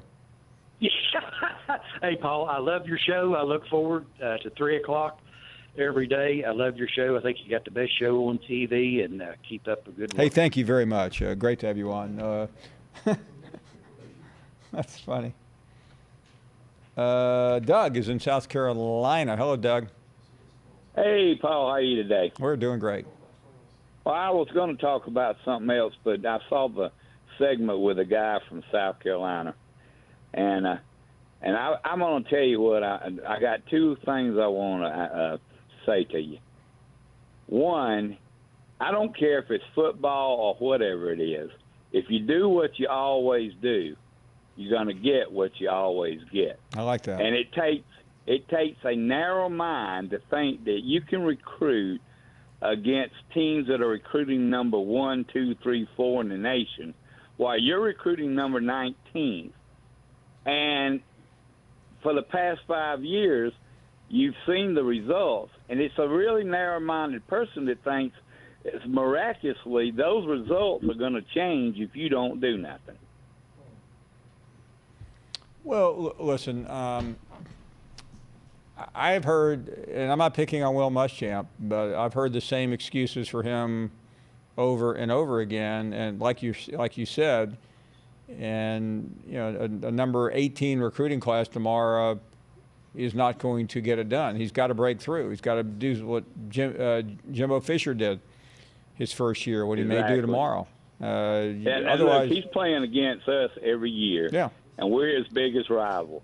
And we're recruiting like number 1 or 2 now in the nation every year, and they're going to recruit 18. That's just not going to get it done.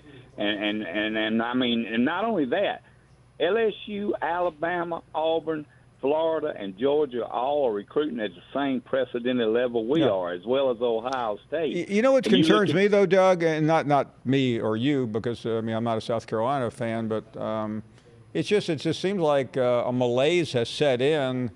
And yeah, we win 7 games, 8 games. I mean, I mean, you went through that at Clemson, and finally, folks had enough.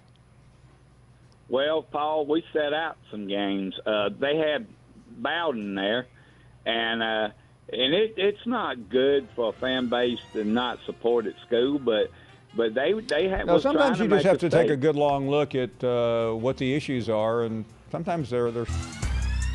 We're back, and Zim has arrived. That's right, Paul. A lot of news breaking out of Athens today regarding Georgia's early entry, so we want to update you on that real quick. Left tackle Andrew Thomas has declared for the NFL draft. Right tackle Isaiah Wilson has as well.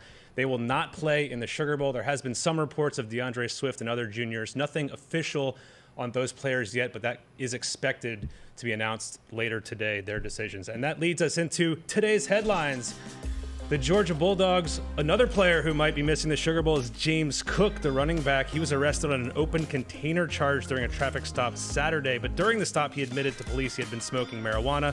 He was not charged with marijuana possession, but according to the AJC, Cook would be in violation of the school's marijuana use policy that carries a 1-game suspension. No official word from Georgia on his status.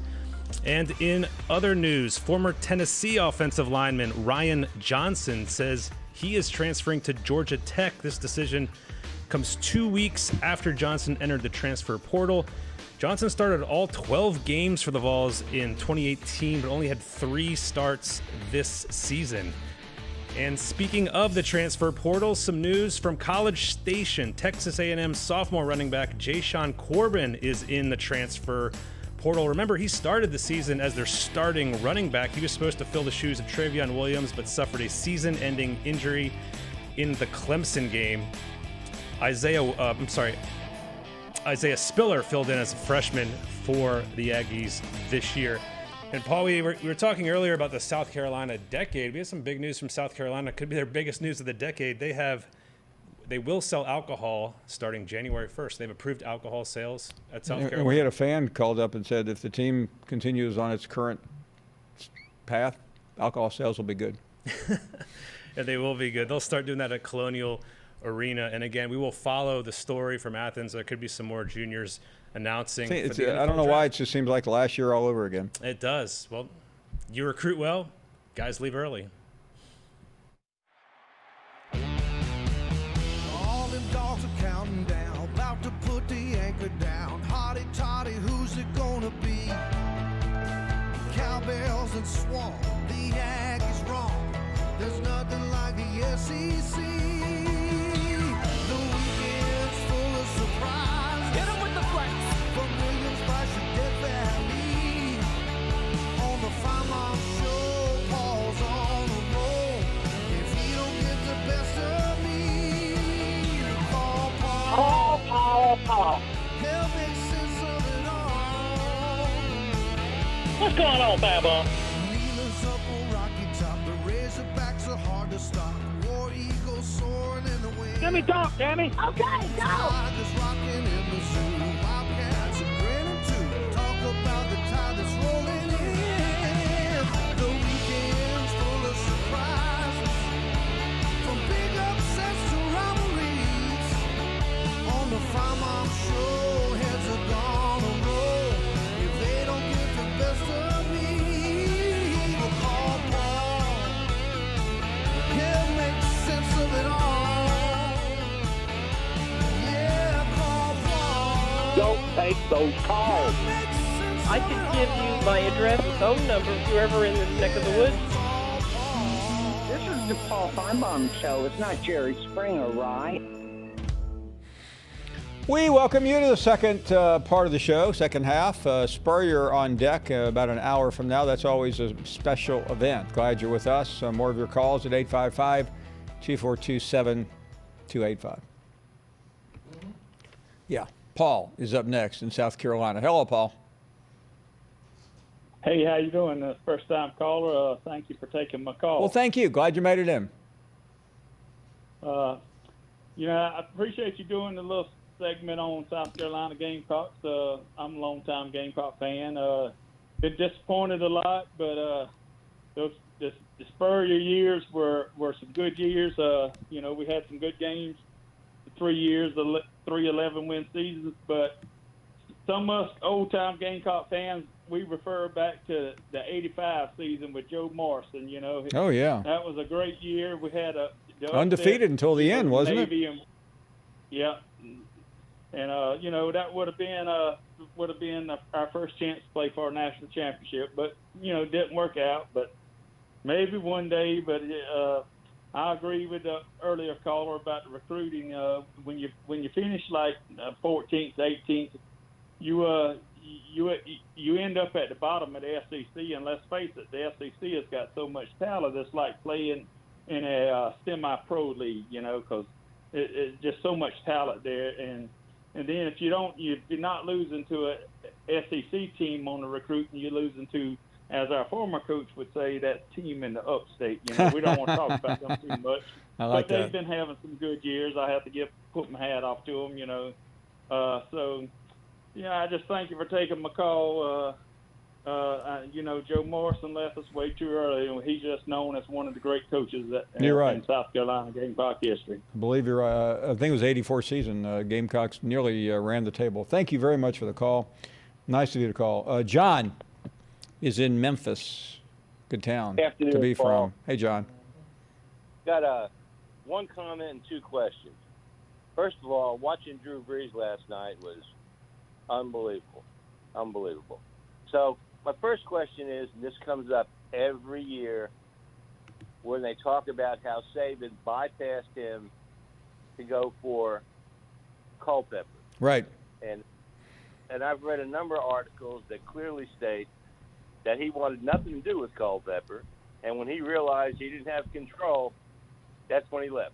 Well, the story I've been told, and it comes from Nick Saban, is that he wanted Drew Brees, but the medical staff would not sign off on him, so they wouldn't approve it. And the owner, Wayne Huizinga, decided they couldn't take a chance.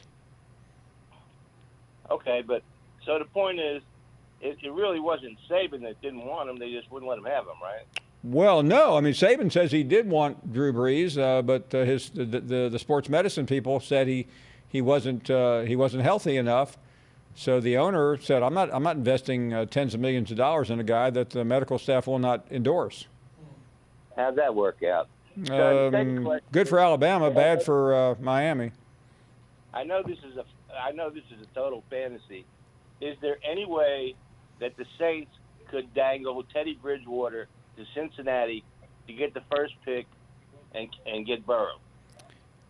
They could dangle him, but why would Cincinnati want Teddy Bridgewater? I don't know. They wouldn't. Okay. I mean, listen, he's a good backup quarterback. He did well when Drew Brees was out, but I don't think they're going to. I mean, listen, it's kind of a cliche. Remember, you go to the car lot and you buy your new car, and they always joke the second you pull out and turn right, the value of it goes down. Yeah. Same with Teddy Bridgewater. Andy Dalton pretty much said he's done. Well, yeah. Andy, thanks for letting us know what we already knew. Still got great red hair, though. Have a Merry Christmas, and you're not on next week, right? This week? Next week. We're not on. We're on part of the week. Let me. Thanks for the call. Well, you're here all week. We're here until Friday, through Friday, and don't forget Friday night we'll have. I was about to say commissioner. Yeah. Archbishop. Yeah. He wants to be a commissioner. He can be a commissioner. He's the commissioner of the Catholic Church of the Vatican. Archbishop Marino will be with us. We will not be here Monday. I take it back. We may be here Monday. We don't. Okay, we're not here Tuesday and Wednesday. We're thinking about Monday letting Larry from Shelby sit in. So just tune in for the 30 seconds that he lasts. And that sounded wrong, by the way. Thursday and Friday we will be on live from Atlanta. So we're here part of the week. So we're basically taking off what? Not much. We don't want to go too far. Show's too valuable, and our security here is too tenuous. Let's go to Craig in Mississippi. Hello, Craig. Craig, Hey, you there? Paul. Hey, what's up? Hey, I had something I wanted to kind of pick your brain about a little bit on the college football playoff. One of the things that kind of, a while back they talked about if they go to 8 games, it would actually add another game to the teams playing in the playoffs. Yes. And one of the things that came up there was how can you limit the number of games? And I come up with an idea that I think would solve the problem. Is like at the end of the year when you have like the SEC playoff, that instead of like you have the top 2 teams, the top team from the East plays the top team from the West.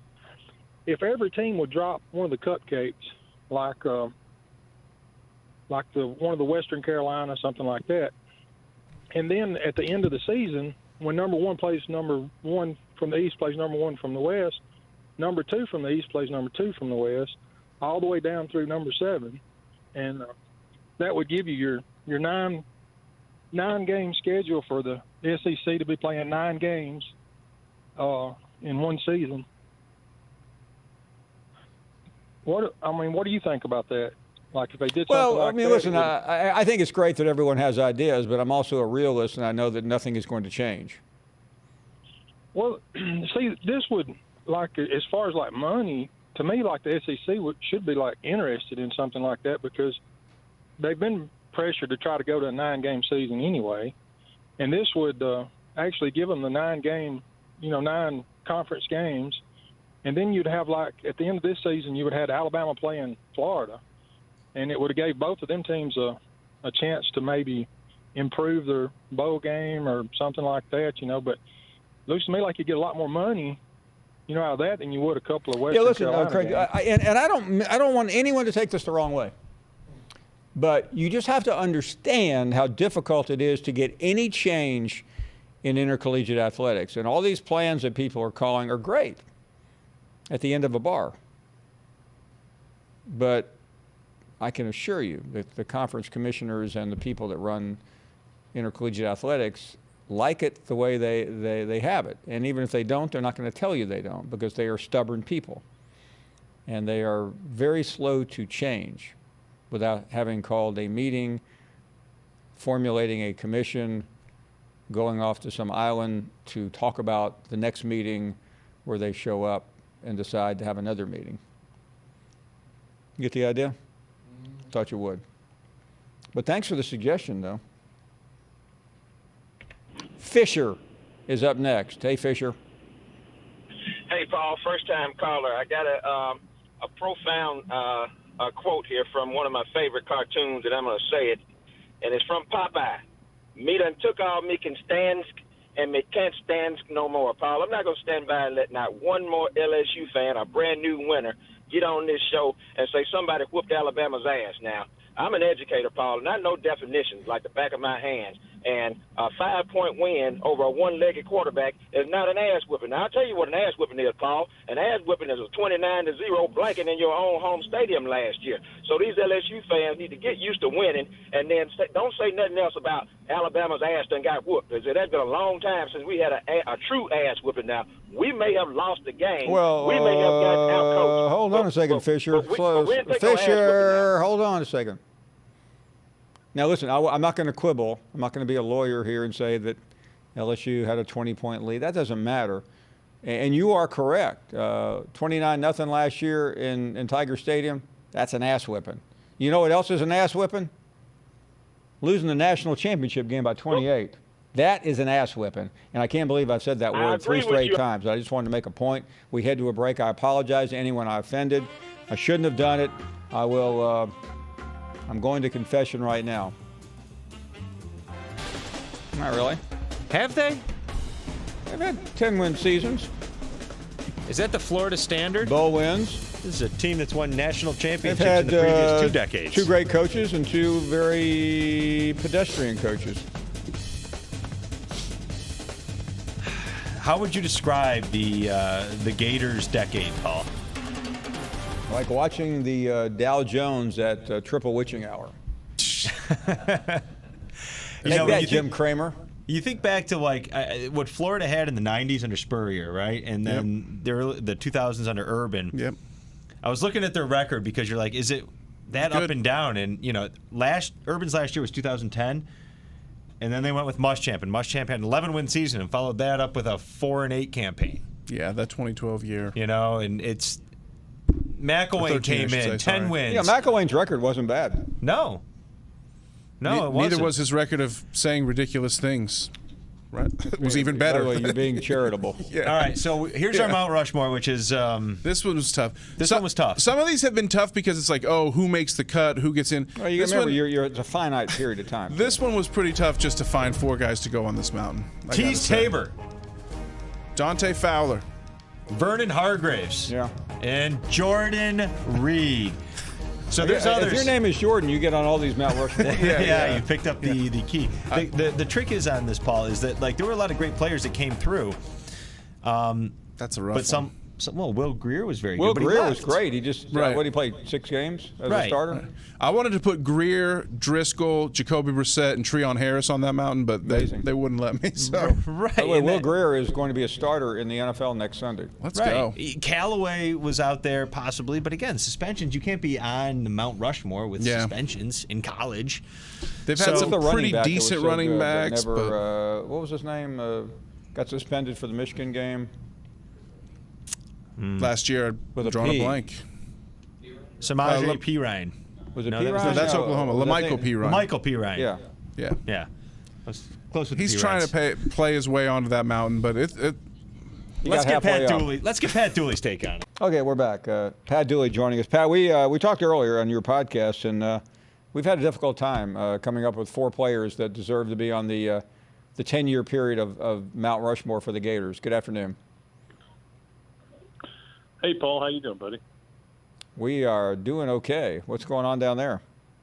Yeah, it's funny because we're doing a thing similar for the decade where we're picking a best athlete or best Gator athlete in every sport, which is some of them are pretty easy. You've got Caleb Dressel, Grant Holloway, and guys like that. But when it got to football, we're struggling with it. I mean, there's just nobody that really stands out, and some of the ones that do, for example, Antonio Callaway, certainly worthy of it, but then had to sit out his whole last year for being involved in credit card fraud. Also had some other problems. So it's not a great. It kind of tells you what the decade's like and how Florida is kind of coming out of it. Almost like a chrysalis. Coming out of this dark cocoon they've been in. But listen, it seems to me, and I know it probably seems to you, that they have come out of it. I mean, these last 2 years, if the two of us had gotten together and say, okay, give me a 1-loss record, I don't think either one of us would have hit the number that Dan Mullen put on the board. No, to get to 21 with a chance at 22 is certainly better than what we thought. Now, obviously, because they were 4-7. Now 4-7 was a little bit of a skewed record because obviously McElwain got fired in the middle of the season. Nobody was really playing hard. Nobody was coaching hard, to be honest with you. So, but still, to go from that to what he's been able to do, I think he's surprised a lot of people. He surprised me in a lot of ways in his ability to win games that maybe they didn't play their best. And we've seen so many coaches come through here, and certainly recently, that struggle to win those kind of games. And we went from the whole Spurrier era where they blew everybody away to the Urban era where he kind of was a mixture of both of it. But the other guys that have been around here before Dan Mullen have really struggled to win tough, tight games where you had to get a break here and there. You had to get, where you could play down to the level of your opponent and still find a way to pull it out at the end. Let's talk about this bowl game for a second, Pat. Orange Bowl, that's big. But why does it not feel big? Yeah, the opponent, there's no question about it. And we've been fielding a lot of calls here on the radio about, a lot of people aren't happy. They aren't thrilled, and it's because they see right through the committee. I mean, the committee put Virginia at number 24 because they didn't want them to have a New Year's Six bowl with an unranked team. Virginia had no business. They gave up 62 in their last game. Had no business being ranked. And I think Virginia's team is better than what they showed. They were without their best receiver, best defensive player, and all that. But it just doesn't, like last year, everybody was so excited to go play Michigan, even though Michigan had spanked them just a few years ago in a bowl game, because it was more of a, well, you don't have as much to lose. I think that's one thing that drives the Gator fans right now is you feel like you've got a lot to lose. If you lose to Virginia, it's to the ACC. It's to a team that's in its second ever major bowl game, the other one being in '90 against Tennessee. It doesn't feel like the kind of team this season deserves to be playing against. But at the same time, it's a better chance to win and get to 11 wins, and you'll probably end up ranked ahead of Georgia because I don't know if Georgia's going to show up for their bowl game again. Yeah, I want to ask you about that, Pat, because we started the season with a couple of people who really had high hopes for the Gators, but it just seemed like Georgia was indestructible and immovable. And I'm wondering what the Gator view of the Dogs currently are, because a bunch of players are coming out. The program, to be ranked number 5 in the country, seems like it has a lot of questions about the future. Yeah, it does. I think a lot of people, it's kind of funny. They were rewarded for nice wins and not penalized for bad losses. I mean, they had two losses about as bad as you can get, losing to a 4-8 South Carolina team at home, and then not even being competitive against LSU in the championship game. I know they had a lot of injuries. And that's what people are looking at, but Georgia's still going to recruit well again this year. You just feel like, and I think that's the feeling here, is there was a gap, and it's closed up a little bit. It's not all the way closed by any means in terms of talent, but they feel like, at least this is Florida fans' perspective, that they've got a coaching advantage. They've got, as Charlie Weiss once said, a schematic advantage. And if they can get to where they're even with Georgia in terms of personnel or close to even, they can be the better program and they can win championships. And that's what the goal is. So, but they're going to lose an awful lot of players off this year's team, and we'll see how that all matches up in terms of, the talent level going into next year, depending on who leaves and who doesn't leave. And obviously they're about to sign a really good class, too, that's kind of keeping up with Georgia's. I want to ask you about recruiting because it is tomorrow, and you know, as great as Florida has been lately, or as good as Florida has been, recruiting always seems to be that. Oh, and by the way, what's going on recruiting-wise? Is it getting better? Yeah, there's no doubt it's gotten better. It's not where they need it to be yet, and I don't think it will get there until they're playing in a playoff game. And the other thing, obviously, is they're still a year and a half away from having their facility built, which has become the new thing. You got to have one. Florida kind of waited around a little bit long, and now they've got theirs. Will be going up as soon as baseball is over this year. They will knock that down. I hope to be on the plunger to press the plunger there to knock that stadium down, and then build this. And we've seen all the artist rendition, and it looks like what you would expect if you're spending $70 million in what Clemson did and what LSU's done and everybody else. So, it's going to be that's going to change the game a little bit, but you've still got to keep winning. It's funny. I was just talking about this with Jeff Cardozo here. Dan's got this thing that he says about the crowds and about fans, and he says, look, we'll start winning when you show up, not the other way around. And I don't think people bought into that the first year. The second year, they kind of bought into that. We are going to show up and to help you win, not if you win, we'll start coming to the games. But with the players and recruiting, it's still you start winning and we'll show up. We'll come to your school if you start winning. But nobody wants to go to 6-6 and 5-7 and stuff like that. So they've had to kind of see Dan and this program do what they've done the last 2 years. You're going to see a class that's probably going to end up 6 or 7, somewhere in there, which is certainly not too shabby. And as they go forward, if they can get into the playoffs, and once they get this big building built, I think Florida's going to be right there in terms of recruiting with everybody. Two-pronged question before you go, Pat. First of all, Mullen addressed it yesterday. I mean, there's some scattershotting rumors about Dan Mullen and the Cowboys, but that job remains a mystery. The connection's obvious. Dak Prescott. What did he say? Well, he basically said, look, I think we're about to build something special here, about to build a championship here. But he didn't totally say there's no way I would ever go to the NFL. He basically said, look, who knows what happens down the road? Who knows if I might be interested in something? And again, here's a guy who later this or actually next summer is going to probably be receiving an extension. Why not keep a little leverage there? And the Dallas job could be leverage for him at some point. But I think he feels like he's got something left to do here. That whole story is basically people connecting dots. And you go from the one dot of Jerry Jones is going to get rid of Garrett, which he hadn't done yet, but he's going to get rid of him, to you want to sign Dak Prescott to a big contract, to who was his coach in college and had the most success with him. And I think it doesn't mean that they're interested in him or that he's interested in them. I would never say never on anything, and I think that's basically what he's saying. Never say never. They may come in and offer me $12 million.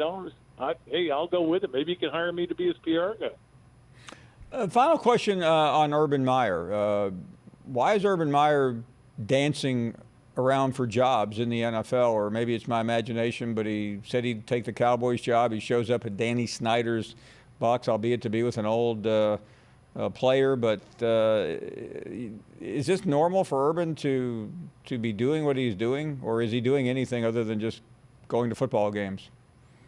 Well, I think as much as anything, he's bored. He's got to find something to do. So he's going in again. He wanted to visit with Alex Smith, obviously, but maybe he has changed and wants to be an NFL coach. There's no doubt he wants to coach.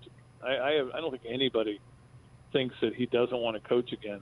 I didn't feel like he was an NFL type coach because he's a bit of a rah guy behind closed doors, but.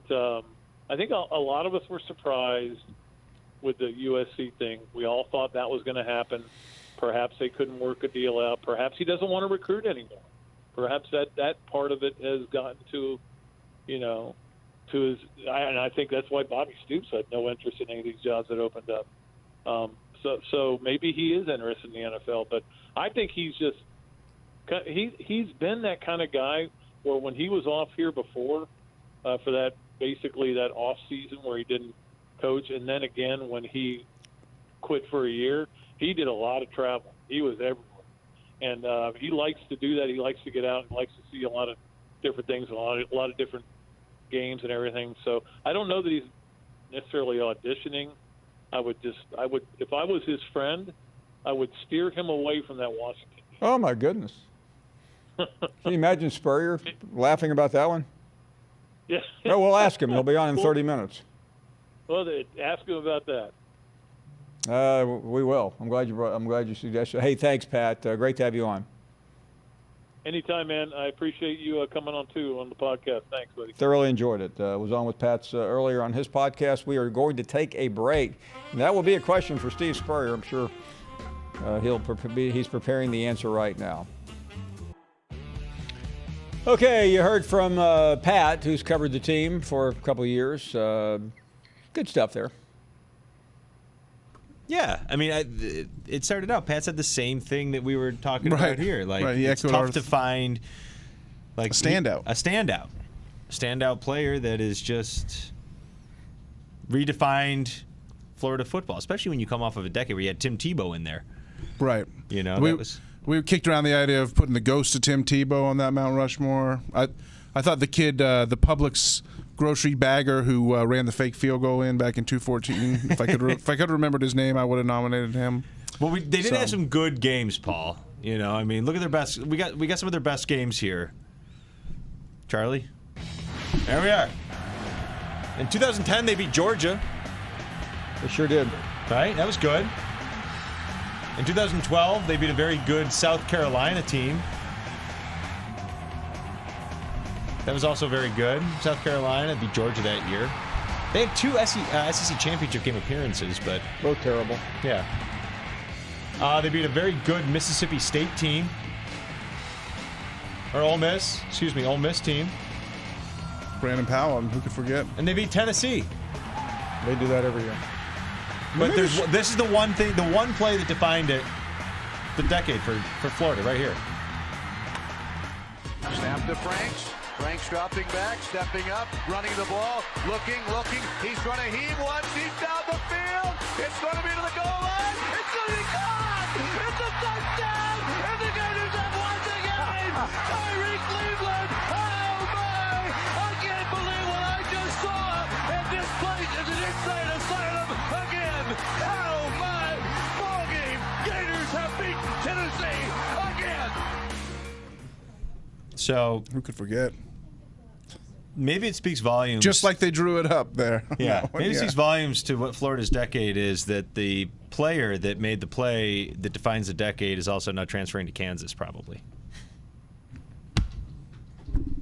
You know? That's college football. Right. But you know? That's what the Florida QBs do these days. So where do you see the trajectory of Florida moving forward, Paul? I mean, well, it's all about one thing: beating Georgia. And until they beat Georgia, they're not going to get to the playoffs, and they're not going to quite take the next step. I mean, this is a program that's won 2 national championships in relatively short order in 06 and in 08. So they had other shots. So this is not one of these, hey, we're happy to win 6 games type of program. Glad you're back with us. Steve Spurrier, 30 minutes away, and let us continue with Chris, who is up next. Chris, you there? Oh, yes, sir. Well, good. Yes, sir. I'm an Alabama fan, and I have had a beef with one of your callers for the longest, Paul. Okay. And what's your beef? I've just been waiting for the right time to call in, and today is that day. He's constantly putting down the Bama Nation. Mm-hmm. On social media, on your show constantly, and he's out there listening right now. He called in earlier, and that's Mr. I-Man. Yeah. So, Mr. I-Man, you know, I don't know what you have against the University of Alabama, Nick Saban, and the football team, and us fans in particular. Just because some of us fans don't call into the show doesn't mean that we're scared to call in or because we lost. to your beloved Auburn Tigers. So I'd appreciate it if you would not, for one, refer to us as Bammers that you like to refer us to, and stick with your own traditions, your own team there in Lee County, and I just don't understand why he has such a beef with our football team.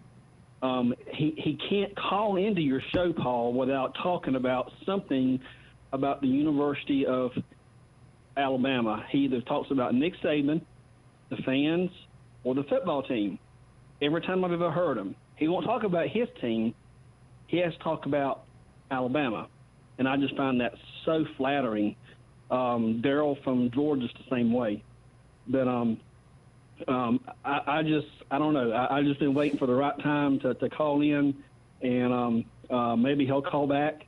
But I just, as an Alabama fan, you know, I love my team, and there's a lot of fans that love and support the team.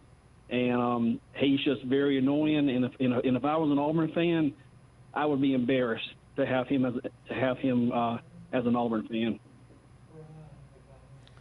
Well, Chris, thank you for sharing that very important I'm sorry. information. I just and had to. that's I just okay. had to air No, that I'm glad out, you Paul. listen. I'm not a psychiatrist, but sometimes it's cathartic to get it out of your system, and it seems like you did. Thanks for the call. Jason is up next. Hello, Jason. Hey, how you doing today, Paul? Hey, we're doing great. Are you guys ready for the holidays? Yeah, we are. I'm going out shopping tonight. What do you guys want? Well, I just wanted to talk to some of these fair weather, and I know there are a couple of real Bama fans, but I keep hearing on your show they won't root for LSU, they won't root for this team or that team. I live over here in Mississippi, and we got a plethora of fair weather Bama fans. They're all talking about what Jalen's going to do to LSU. You know, not one of them will put their money where their mouth is. Not one. I offered somebody 21 points. They wouldn't take the bet. I'll take it. I'm sure you would. I would too. But, I mean, they're fair weather people, and when things ain't You going talking about well, Bama? I mean, you know, Bama fans? Bama fans, yes. Most of them are just fair weather fans. They didn't know who Bama was. They don't know who the coach was before Saban. It was Bryant, wasn't it? Yeah, I think that's what they think. Like I said, most. Well, of let me be a Bama fan for a minute, okay? Jason, who you a fan of? I used to think you were, but come to find out, you just call it like you see. Who you a fan of? I'm a LSU Tiger fan, sir. You guys haven't done nothing. That's right, we haven't. I mean, you got a coach. Your coach doesn't even have a name. He just has a letter. That's right, but we still needed a Coach Brinks O. truck at the award ceremony last week. Alabama. You got a quarterback who couldn't even win the starting job at Ohio State. That's right. And Ohio State has a quarterback who couldn't start in the SEC. How you feel about that? Yeah, I mean, we beat you like 100 times before you beat us. Yeah, y'all keep saying 8 years in a row, but you can't add 2012 to 18 is 7 years, not 8. Okay. Well, we counted this one. Hey, y'all thought it was going to be a victory for the game. I even heard Mr. Finebaum say something about Yeah, well, he doesn't know LSU anything. has He's to a wait till Bammer. next year. He lives in Nick Saban's pool house. I'll tell you one thing. I'll tell you one thing. They're LSU Tiger fan. We got Nick Saban. We're going to be fine. And we have our entire coaching staff back next year. Well, we'll have at least one or two guys back. They're all coming back. Yeah, we'll have. Let's see, who's coming back for? We'll have Sark back. Are you sure? No, he's not going anywhere. Saban has him locked in the dungeon. We don't want anybody else. Well, we'll go get Kiffin from Florida Atlantic. Nah, I think Saban is fixing to start making his bye week, one bye week before Ole Miss, one bye week before LSU. Hey, I got this to say to you, Jason. This phone call is not fair.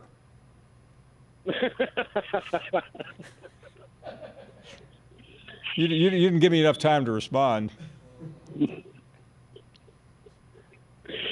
Look, I love your show. Need you one guys more have second. A great holiday. Our Christmas will be held December 28th, and then our New Year's is January 13th. Well, I tell you what, I will see you in Atlanta and New Orleans, and I'll make a side trip to Orlando to comfort the Bama fans on New Year's Day. We are going to take a break. We are having too much fun, and we're not even done yet. Steve Spurrier, he'll be with us in a few minutes.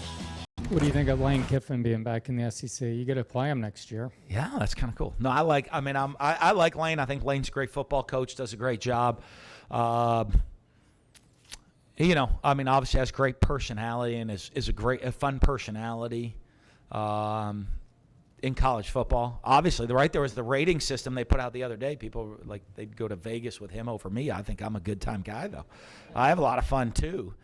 I'm obviously not on. What is he? Might not be Joey Freshwater fun, but right? Is that what?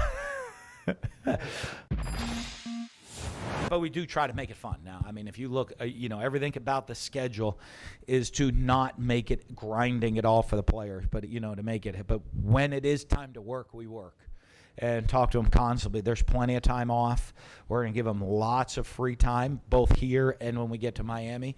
But when it's time for football, we are completely locked in. The bowl experience is awesome, but the bowl experience is always better when you win the game. This year, even memory, everything about the game is better when you win. And so, with that being said, our guys have got to make sure they're locked in to when it's time for football, it's time for football. In our preparation, we're completely locked in. There'll be plenty of time to have fun, but we're locked in when it's time to be locked in.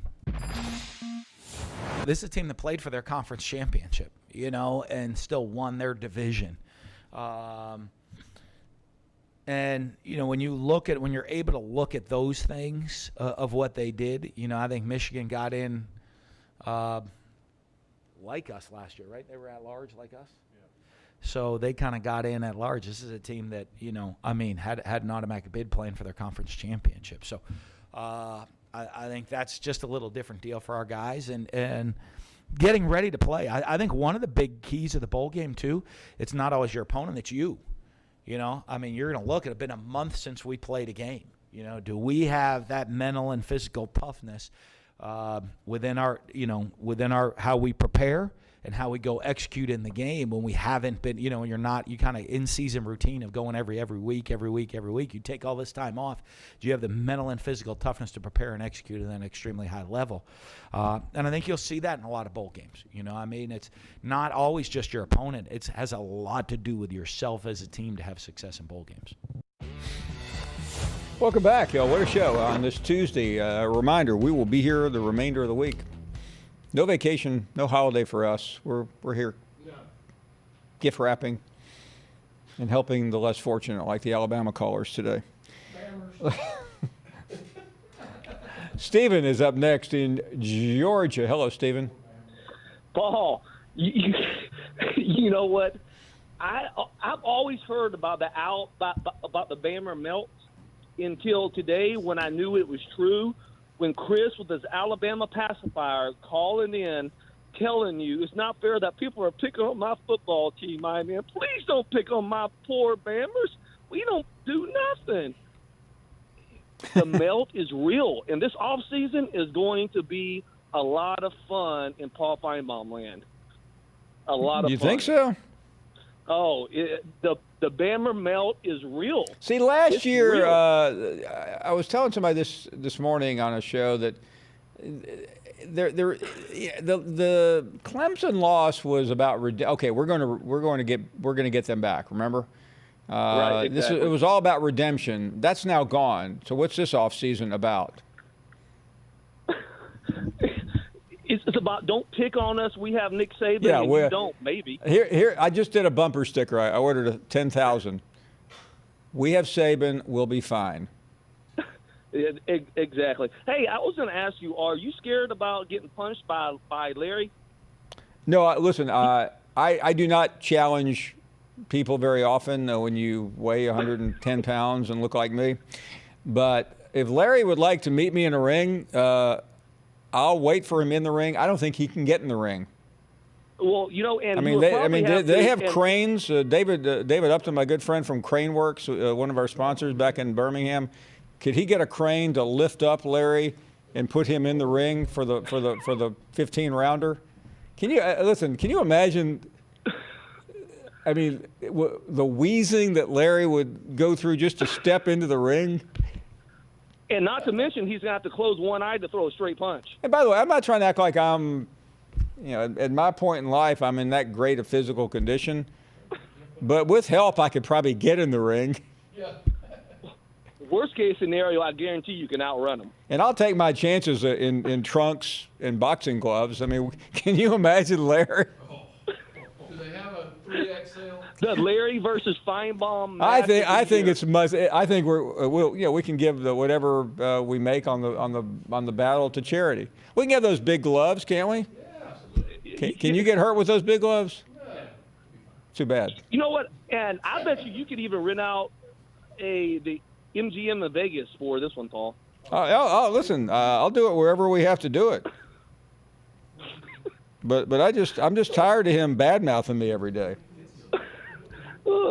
And he always resorts to violence too. Yeah, I'm gonna punch you. Classic stuff. Hey, Ken, we talk about Texas A&M right quick, 2020. Let's do it. All right.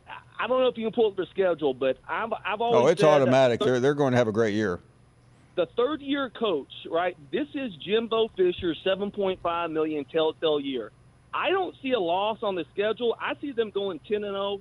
I might be wrong. The Auburn game is tricky for me. Okay, we're going to drop the schedule on people here. I've looked at it. It's a 10-win, easily a 10-win season. You're saying maybe more, but the hard games are gone. I mean, other than Alabama and LSU. I mean, and Alabama might be a pushover next year. Well, come on. Let's. Okay, here's the schedule: Abilene Christian, North Texas, Colorado, Arkansas, 4-0 at Mississippi State, Fresno State, at Auburn, at South Carolina, Ole Miss, Vandy, at boy, the season ends rather poorly, I might say. I mean, Wow. they have back-to-back, but I mean, Auburn's losing their entire offensive and defensive line, so I'm unsure what Gus can do. I think 10 trying to wins clear is. that up. I think 10 is doable. I mean, if he loses to either Mississippi State or Mississippi next year, a lot of people in Aggie land are not going to be happy. Well, no. I mean, listen, it is an important year, but it's not life or death. It's not like Will Muschamp. Well, I'll take it back. I mean, based on what I heard from Josh Kendall today, I mean, Will Muschamp, if he wins 6 games, everyone will be fine. That's good. But you know what? That's what that program has become in this day. Is You're right. getting into a bowl game and being A&M is happy. not that pro. Hey, good to have you on. Thank you. Andy is in Kentucky, and you are next up. Okay. Can you hear me? I can. That would be a yes. Okay, Paul. Just want to tell you that love your show, and I Thank think you. you're an asset to the SEC. Thank you very much.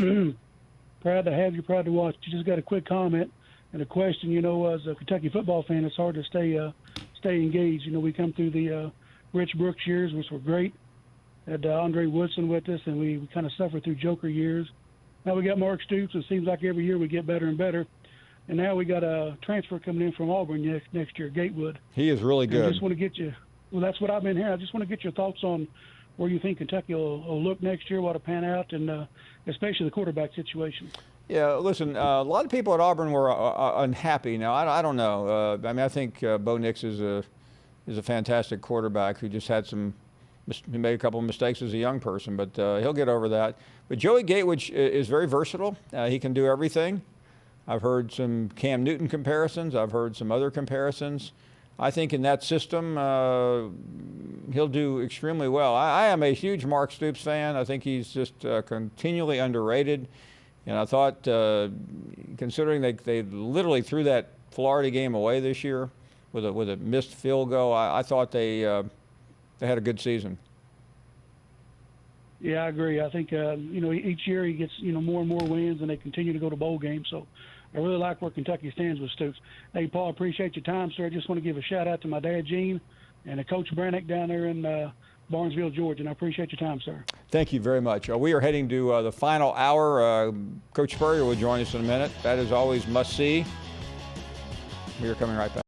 They've kind of been ready for next season from about the midpoint of the year. When you start to realize how good Georgia and LSU were and that they weren't quite ready to match up, it was a tough deal when you look at it on paper and you start one senior against the toughest schedule probably in the country, and no one's ever faced 3 number ones before. I think they should have been more competitive in some of those games, particularly goes without saying LSU, but you start one senior out of 22 and you lose 10 to the NFL after 1 year. It was a tough rebuild. Now, the excuses are gone for next season. I think that goes without saying because you replace Georgia and Clemson on that schedule with Vandy and a home date with Colorado, and basically everything else stays the same. Well, that number of wins should jump up, and you expect the team returning so much to be a lot better. But the biggest excitement, Paul, I think comes from that true freshman class and what they did this year. Guys like Spiller and Wademeyer and DeMarvin Leal, Damani Richardson. I think they had 4 on the All-SEC freshman team. It just seems like momentum was as high as it could be, when Ellinger said, we're back and professed that to the nation. After that, that's just kind of one of those moments where you just keep going back to, and they can't seem to escape it. But it's certainly momentum. They're going to sign a good class. I think Paul, you and I could go coach in Austin and be able to convince football players it's a fun place to go to school and play. Oh, yeah. Plus with all the history and pageantry. But their momentum has certainly hit a wall. And it's interesting because A&M's recruiting momentum has not, after a 7-5 year. And like you said, they ended it with a thud with that loss to LSU. But I think Jimbo and his staff did a good job of really kind of, and you can't do this forever. And we're going to talk, heading into next season, and the pressure ratchets up, just like it did for Tom Herman in year 3. But they did a great job of making the kids aware this year that they were recruiting because, I'm writing about guys right now that they had to battle Florida and Alabama and LSU and all those schools for Georgia in a couple instances. And they had to prep them and say, hey, look, we're a year away on this thing. We're not ready yet, but come be a part of it. And I think they did a really good job of selling that. Whereas in Austin, the pitch was, you saw us against Georgia. We're about to be national title contenders. We're going to crash this playoff party this year. And they fell flat on their face. We welcome you back. The final hour has arrived, and we are ready to go with Coach Steve Spurrier. We talked a lot about the Gators in the last 10 years. Coach, good afternoon. It's great to have you on. Good evening. Hey, Paul. Good to talk with you guys again. We were reflecting on the last 10 years of the Gators, and I realize that's a finite period with Urban's final year and what has happened. But Dan Mullen has certainly turned things around, hasn't he? Oh, yeah, the last 2 years we have been pretty doggone good. We're sort of back to where we got to beat Georgia again. Back in the early 90s when I first got here, to win we had to beat Georgia. And we were fortunate enough to do that, and then we found out we got to beat Alabama if you want to win the SEC, and that's still a fact of life right now today. But, yeah, Dan Mullen and this staff, our strength coach, we got a good bunch of guys here running the program. I think we're going to have a big signing day tomorrow, and we're one of those teams that's on the rise. By the way, Paul, I do a little radio podcast. We don't quite have the audience that you have here in Gainesville every Tuesday morning, and we talk about sort of the best teams in the country and the coach of the year and all that kind of stuff. So we're having a lot of fun with that, and we've got about 18 to 20,000 listeners, I hear. So maybe I can be like you someday. Coach, you keep working at it, okay? Okay. I do want to ask you, because you were there Saturday night, you've seen a lot of great quarterbacks and certainly being a Heisman winner yourself, but describe the year that we all saw, especially from your perspective, from Joe Burrow. Okay, let me start with saying we had our Coach of the Year, Ed Orgeron. He's the only one out of the 5 Power 5 conferences that wasn't supposed to win the championship. You know, you got all the usuals there, Clemson, Oklahoma, Oregon, and Ohio State. But LSU beat Bama this year, so they joined the party for this Final Four. And Joe Burrow's a big reason. And then we also had an assistant coach of the year, Paul. You ever heard of that? No. The Broyles Award guy, Joe Brady. He's pretty good. And Joe Burrow, you know, I think he threw 14 touchdown passes last year. This year he's at 48, I believe, right now. And Joe Brady came in with that offense. And they worked on it all spring, and Joe and the receivers and the team worked on it through the summer, and they're still working on it. And I just really admire the attitude that Coach O has instilled in all these guys. They have not had a bad game. And if they can have 2 more big games like they're capable, they certainly can win it all. So really impressed with Joe, his family, and everything LSU has done. I'm impressed with those guys. I'm interested, though, in a couple of other programs. And listen, I don't want to take anything away from Georgia, but they expected to go all the way this year. And you've been there. I mean, you finished 3rd in the country, I think, your last year, and it almost felt like a failure, as crazy as that sounds. But your thoughts on what's going on at Georgia right now? Oh, they're in good shape. I mean, they're going to have another top 3 or 4 recruiting class probably. They got a bunch of guys hurt in that championship game, just really didn't play their best. I don't know if the receivers, I think I heard one of their best ones, something happened to him. He didn't play this year. But they'll be around. They've recruited too many good players not to go anywhere. So the Gators, we know we got to beat those guys in Jacksonville next year if we want to win the SEC. And certainly that's a big goal of ours. But I don't think Georgia's going anywhere. They got too many good players. Which leads me to Alabama, and we all know what Alabama has done under Nick Saban, but he's at an interesting age. You can relate to that. Tell us about where this program is right now. Well, Paul, you watched them play, and I think you'll agree with me. Alabama has been known for fundamentally sound defense. I've watched some of those guys miss tackles all over the place this year. I never used to see that with Saban's teams or Gene Stallings or all those coaches. I mean, they played defense at Alabama, and somehow or another they're not in position or whatever it is. I'm not sure. I know they got a lot of young guys. Maybe that's part of it. But defensively, they have not been what they were in the past. Now, of course, the Auburn game, Auburn got a couple of pick sixes to score 40 points on them. But there are only 2 losses. You know, the other team got 40. But, again, the pick sixes led to probably a big part of the Auburn loss, and plus Gus pulling that tricky punt play. Have you ever seen that play before, Paul? No. Have you? No, I haven't. But whatever he did, it worked. Somebody called it pure genius. I think the Alabama people thought it was pure cheating or something. But anyway, it worked, and they did not have to punt the ball because we all had a feeling Alabama would have probably gone and scored. Alabama had one of the best offensive teams. Their receivers, I mean, they outrun everybody, and they were tough to stop. They lost 2 high-scoring games, which is sort of unusual, but that's the nature of college football now. Let me ask you about Tua. We know what he did, but you've been in the NFL. What would you need to know, Coach, before you would take a chance on him in the first round? Oh, I think he'll definitely be a first-rounder if he chooses to come out. I don't know if it's really the best for him to do. I think he's still, weighing the pluses and minuses. It wouldn't surprise me if he stayed another year, but if he comes out, he'll certainly be ready to go. Both times he got hurt, he was rolling out, and he held on to the ball just a little long, I thought. And then when he threw it, he got hit. It wasn't roughing the passer. He just held the ball too long. So he needs to protect himself a little better. You watch Joe Burrow play. I asked Joe if he had any injuries this year. He said, no, nothing, nothing at all. And he can run with the ball. We've seen him take off up the middle, run through guys, linebackers, but he protects himself. He gets low, dives forward, and doesn't get himself in a bad position. And Tua just needs to think about that. I can't get myself in a vulnerable position when I'm throwing. So get rid of that ball and go forward and dive in there or whatever and protect yourself. But Tua's got all the talent. I really like him. He's a wonderful young man. Everybody likes him. And he'll be good if he stays, goes, or whatever.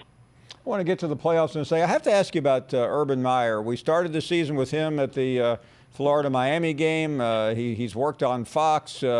He's acknowledged that he might consider working for Jerry Jones. And then Sunday, he shows up at your old stomping grounds with Alex Smith.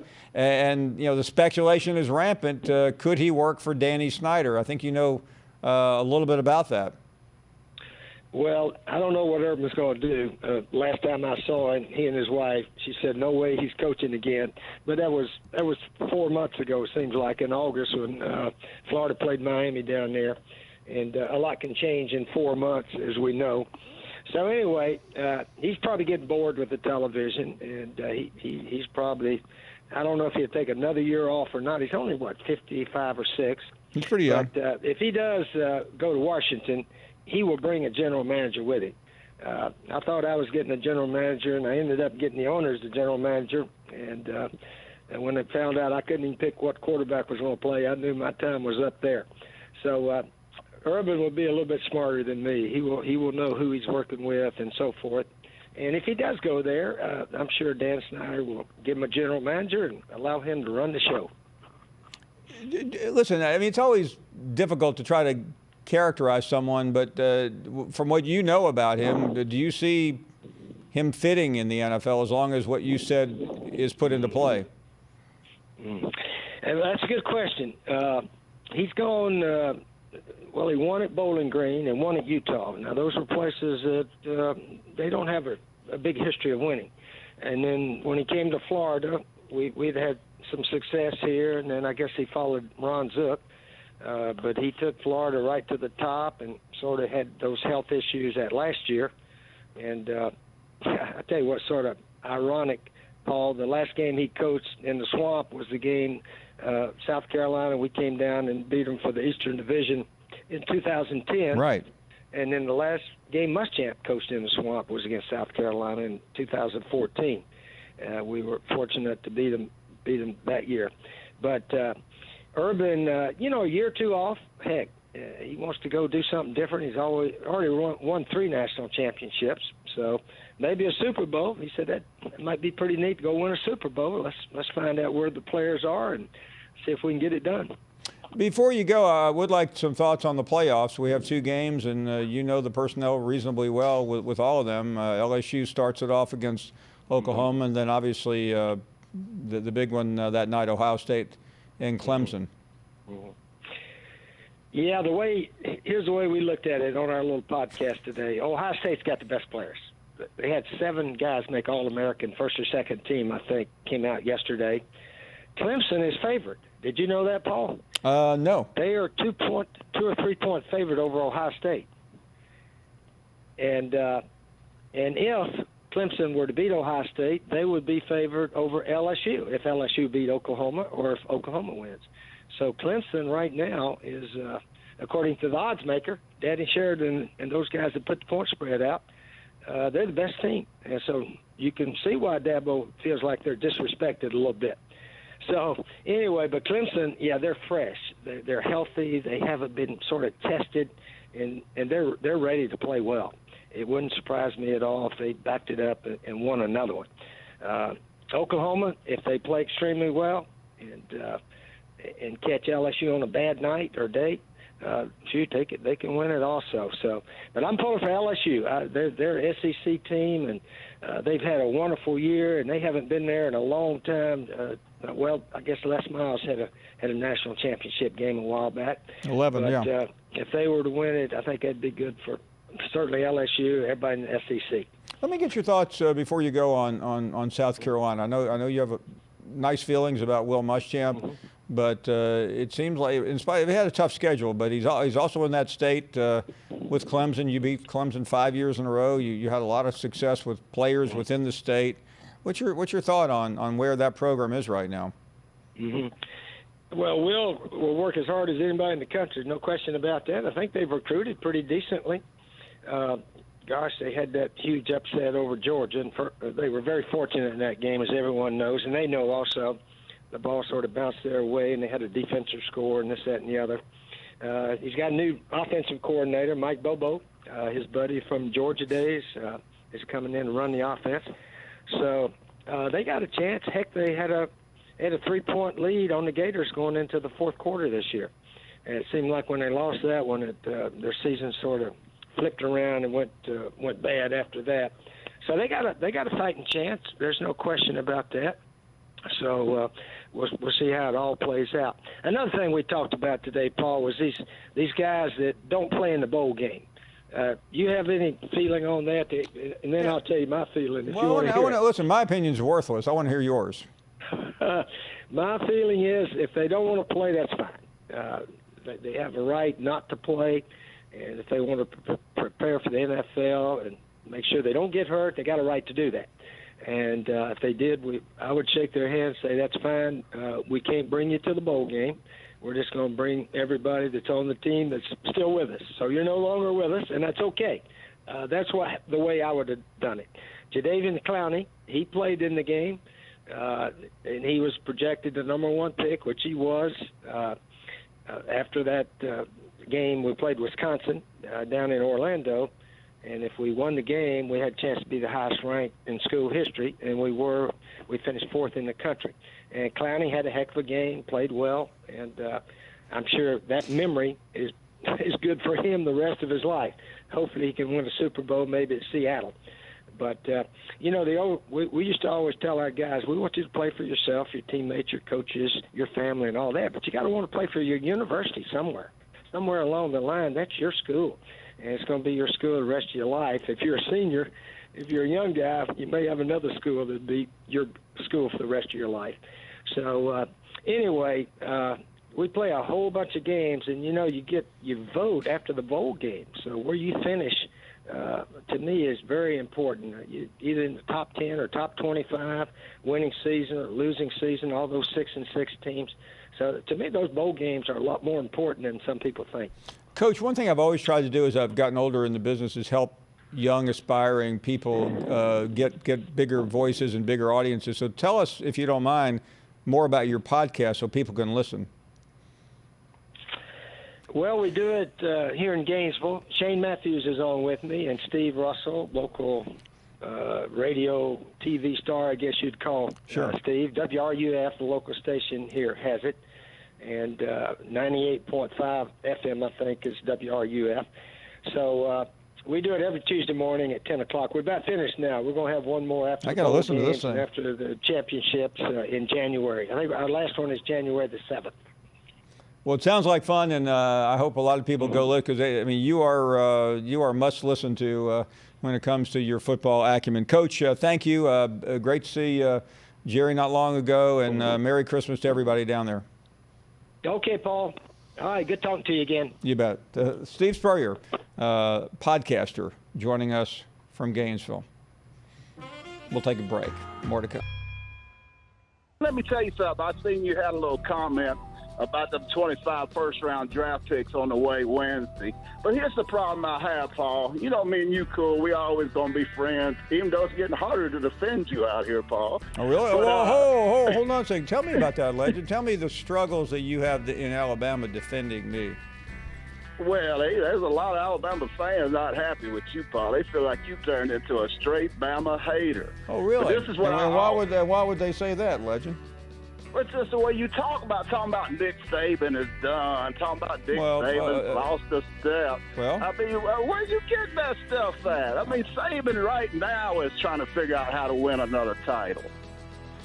Well, I'm just basing it on what I see. I haven't really, in the big games I've watched, let's see, the Clemson game, the Georgia, no, they didn't play Georgia this year, did they?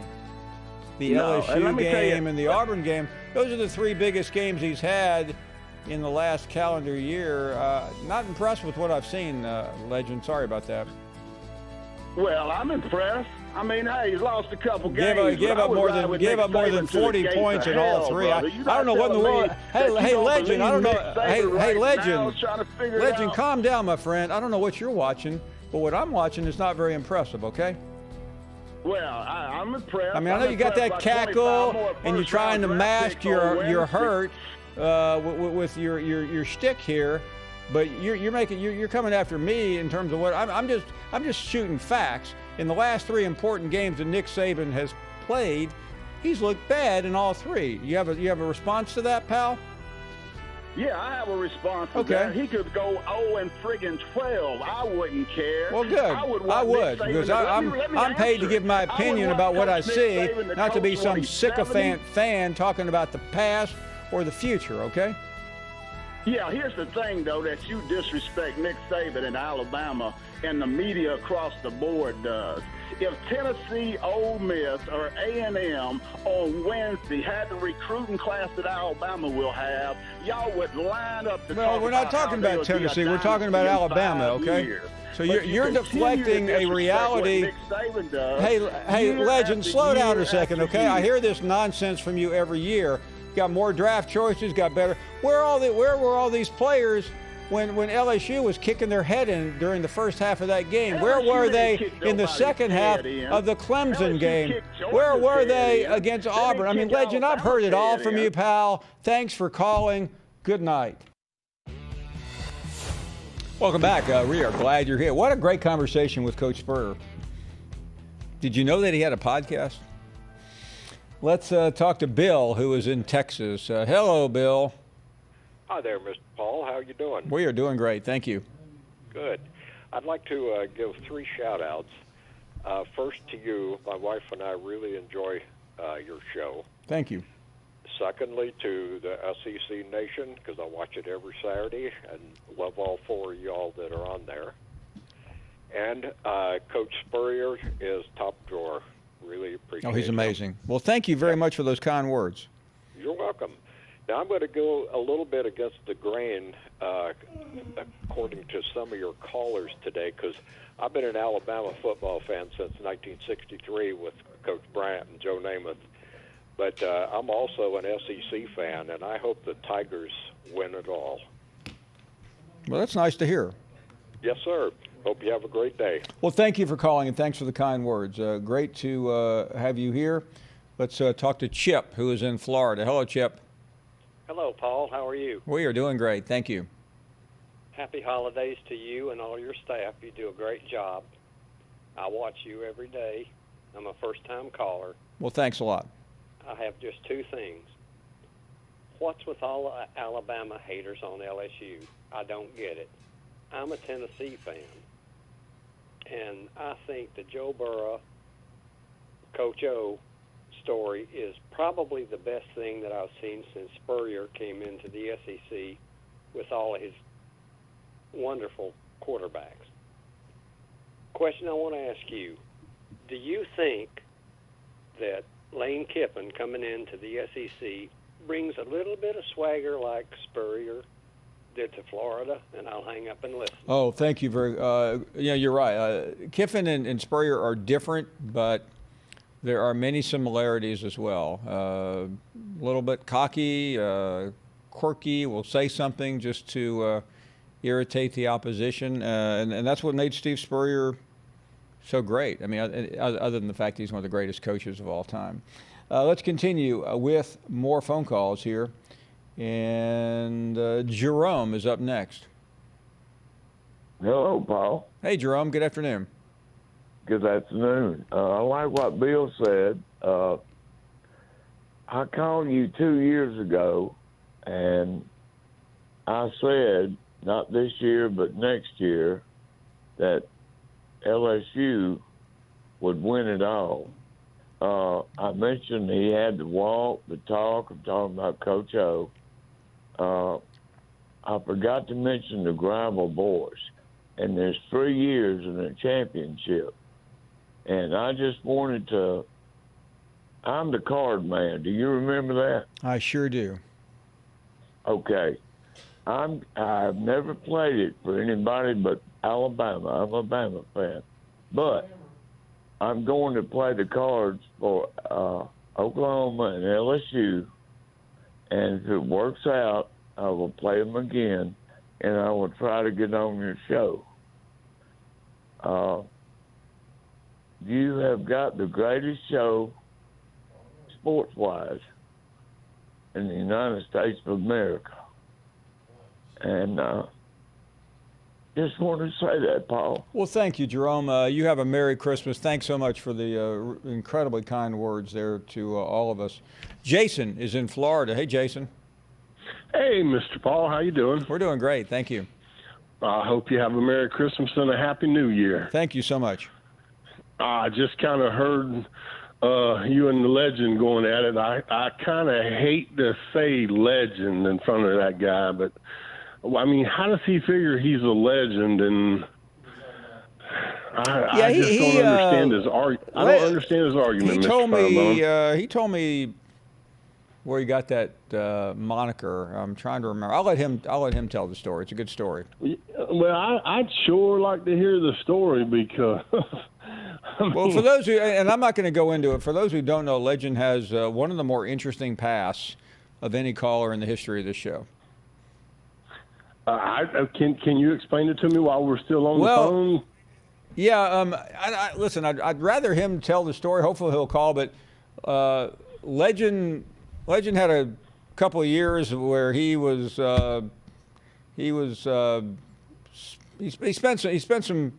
spent some free time at the government's expense. Let me put it that way. Yeah, well, I'll say this: a lot of us have Semper Fi Hoo-ah, baby. Yeah. Well, Jason, hold on a second. I don't want to confuse Jason. I don't want to confuse him with being in the Marines. Okay.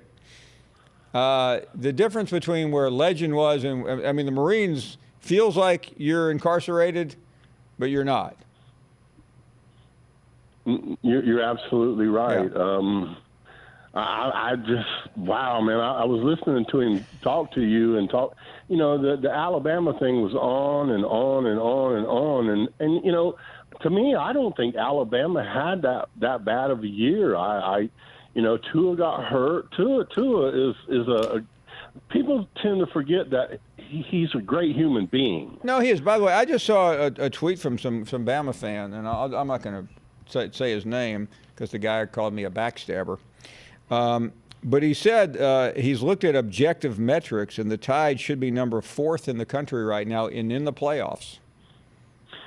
Well, I tell you, they're a hell of a football team. Yeah, I mean they are. I mean, listen, they're. I'm a Gator fan, but I'm.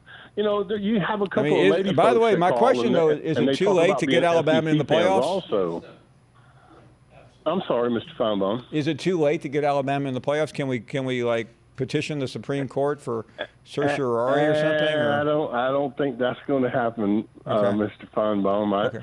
To be honest with you, I think you were right for a long time. I'm the one that called you a while back, way back early, and told you that Joe Burrow was the real deal. He would be the top pick in the NFL draft. Oh, sure. I'm the one that talked to you about Felipe Franks. Seems like everybody said that. You remember that, Felipe? Yeah. No, because when I said it to you about Felipe Franksism, you said I'd never heard that before. Yeah. I'll tell you what, Jason. Maybe right before the South Carolina. Yeah, I don't mean to rush, but they are waving me to go to the break because we're late for it. But thank you for the call. We are back with more. The Alabama has just petitioned a writ of certiorari to go to the playoffs. Is that right? We'll have an update on that with Zim in just a minute. Well, you look at the record and what they did. On the surface, it looks pretty good. 99 wins, 7 double-digit seasons, 5 trips to the SEC championship game. So that's been a pretty good run. But I hear from a lot of Georgia people. I have family that are Georgia people, and they talk about what might have been. I mean, Georgia certainly could have won the national championship in 2017. They were in position to do it. And I think all of us who were at that game the SEC championship game in 2012 when Georgia got down to the 5-yard line in the final seconds. If Georgia knocks that in, I think most of us feel confident that Georgia would have beaten Notre Dame for the national championship. So good, great 10-year run. All things considered, a lot of people would like to have it, but some of my Georgia friends think about what might have been. Well, they're obviously going to play a team that in Baylor who can move the ball, who can score a lot of points. But we saw what happened last time Georgia did that. I think they're going to have to show to win it. They're going to have to show in that game that they're going to have to do more offensively. And really, moving forward, that's going to be the question for Kirby Smart. Ed Orgeron made a big change because he had to. Nick Saban made a big change because he had to. Does Kirby Smart need to make a change? And I think people will be tuning in for this game, the Sugar Bowl against Baylor, to see if they're doing anything more creative with the offense. Well, I think the Arkansas hire of Sam Pittman is just absolutely fascinating. It really is. Just from where he came from, I'm sure at some point Arkansas said there's got to be another Ed Orgeron out there. maybe Sam Pittman is the guy. Eli Drinkwitz at Missouri. Everybody knows at Missouri the first batch of candidates that came up that the board of curators was not happy about. They go get Eli Drinkwitz from Appalachian State, and he goes from making $750 a year as Appalachian State's head coach to $4 million a year. I mean, is this a great country or what? So I think all those hires have been very, very, very fascinating. Of course, Lane Kiffin, that scene at the airport the other night was just.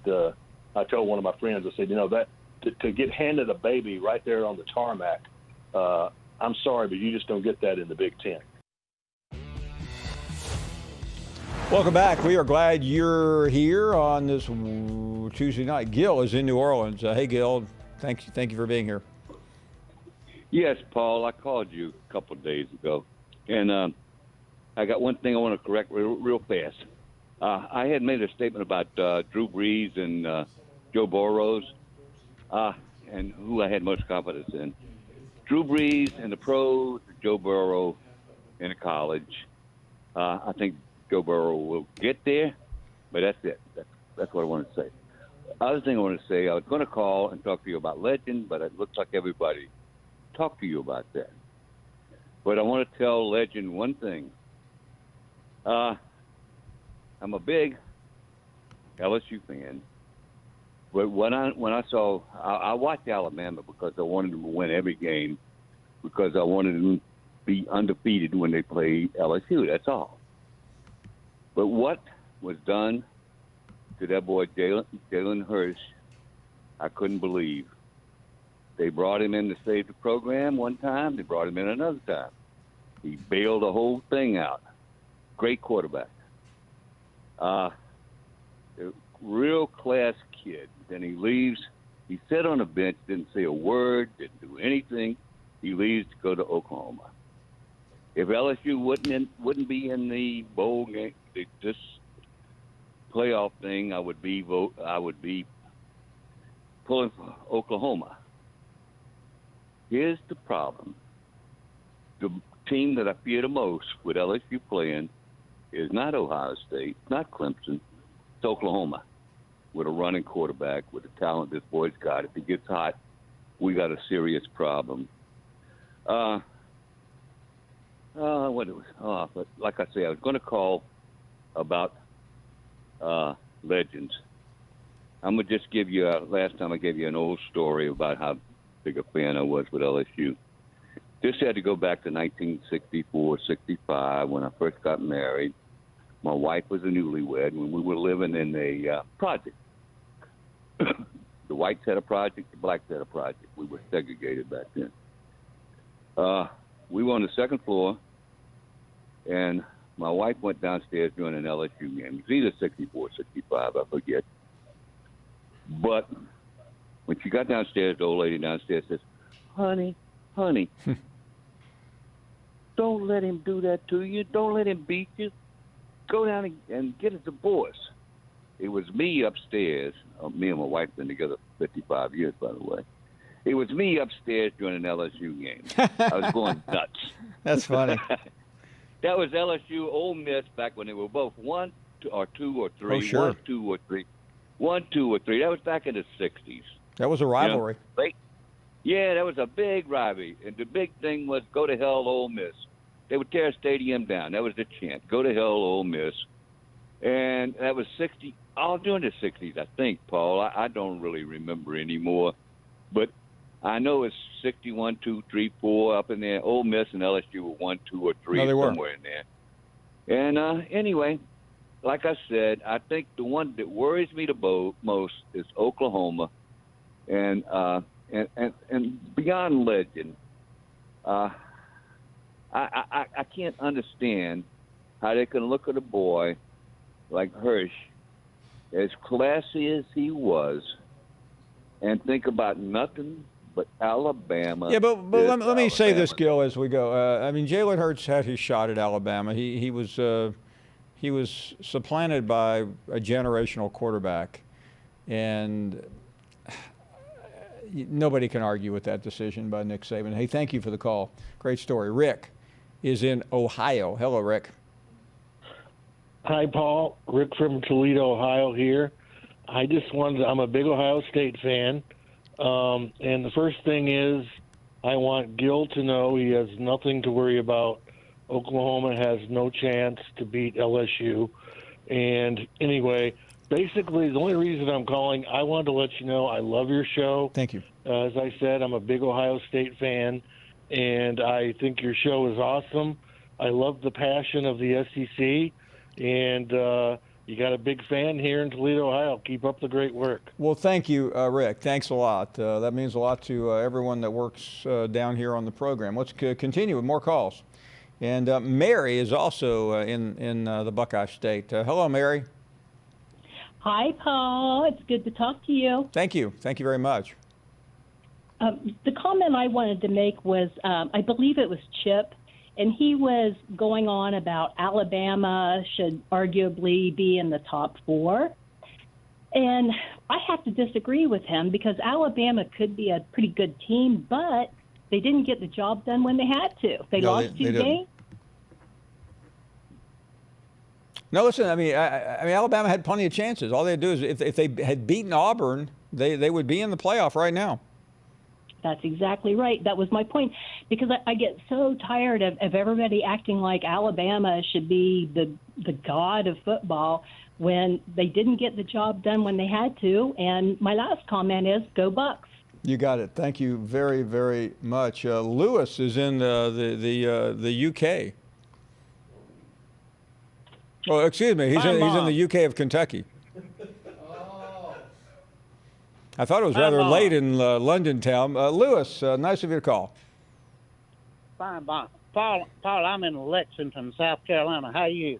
We'll get it right eventually. Went from the United Kingdom to Kentucky to South Carolina. Lexington, Kentucky. Actually, Lexington, South Carolina. It's all the same. I know you, Lewis. We've met. Yes, sir. Mr. Paul, I just wanted to tell you, my mama would have been real embarrassed. She'd have called you a potty mouth. Really? When you said ass 3 times on television, national television. Well, I was quoting someone. Oh, okay.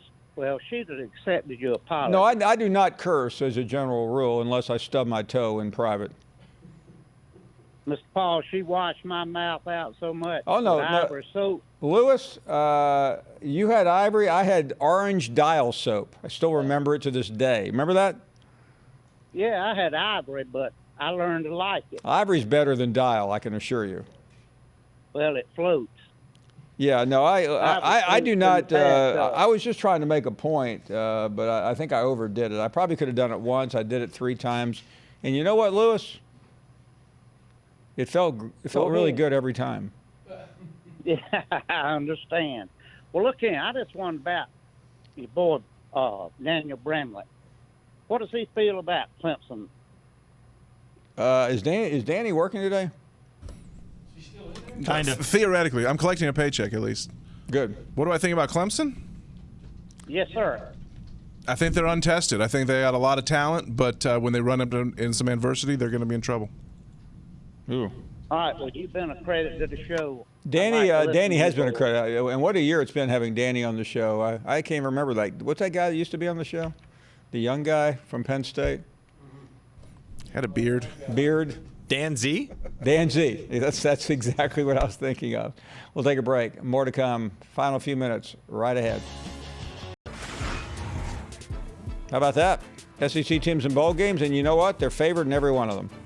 And you know what? They're going to win every one of them by double digits. Every one of them by Every double one digits? of them. Even Kentucky over Virginia Tech by double digits? Every darn one of them. Even LSU over... Yeah, that'll happen. Not even close. Bama wins by 30 points over Michigan. They might. I think if I'm Alabama, the goal is going to be to score more than Ohio State did last year. I agree. Wow. Can we embarrass Jim Harbaugh more than Ryan Day and Urban Meyer did the last 2 years? That's a good goal for Nick Saban to have. A tangible goal. Remember Harbaugh kind of accused Saban of being a goals. cheater a couple years ago. Yeah, he did. Yeah, he didn't kind of do it. He kind of accused Kirby and I know that Saban. seems like a couple of years ago. Wasn't that just the start of this season? Didn't we have John U. Bacon on about his quote about? You're right. It was in that book. Like I can't believe what a this season season's it's lasted been. pretty long, by the way. This season started in 2010. Yeah, Tua was a baby. But Still, never mind. So, Paul, every win, every bowl game, they've got it. Guys, I don't know if you know this or not. I work for the SEC Network. I'm paid to promote the SEC. I know, but we are also a network of no, we're not. Truth. No, didn't you just say like we're an here hour to ago? promote the SEC. The truth is the deciding line on this show.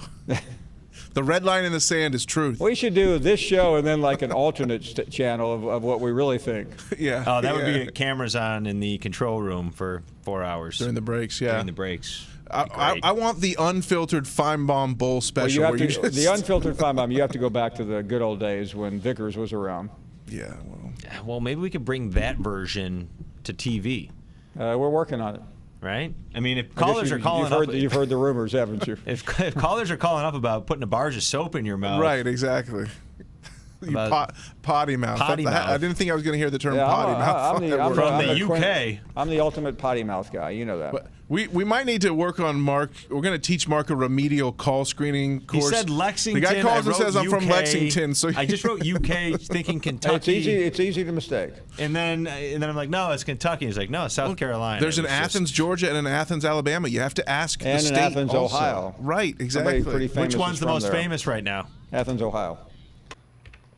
Squirrel is back with us. You're next. Hey, Squirrel. Hey, man, it's been a great show the past few days. And, you know, that guy that called you a backstabber on Twitter, I think he was... That was a good song by the OJs, wasn't it? Yes, it was. Yeah, kind of warning me about you and everything. And if you'll notice my reply, I told him that I think he's taking this show a little bit more serious than the rest of us are. But, you know, last week when you ran me over with the bus, I think you only hit me with 3 wheels, but I think you got Legend with all 4 wheels. Well, don't go yesterday. anywhere. Legend and I are going to talk before this show's over. Well, that's great. That's great. No, that was a great call. And I'm glad that Legend nutted up, and because your boy Jim tried to warn him never to in, and I saw where Legend said, no. Jim told Legend the show's not worth it.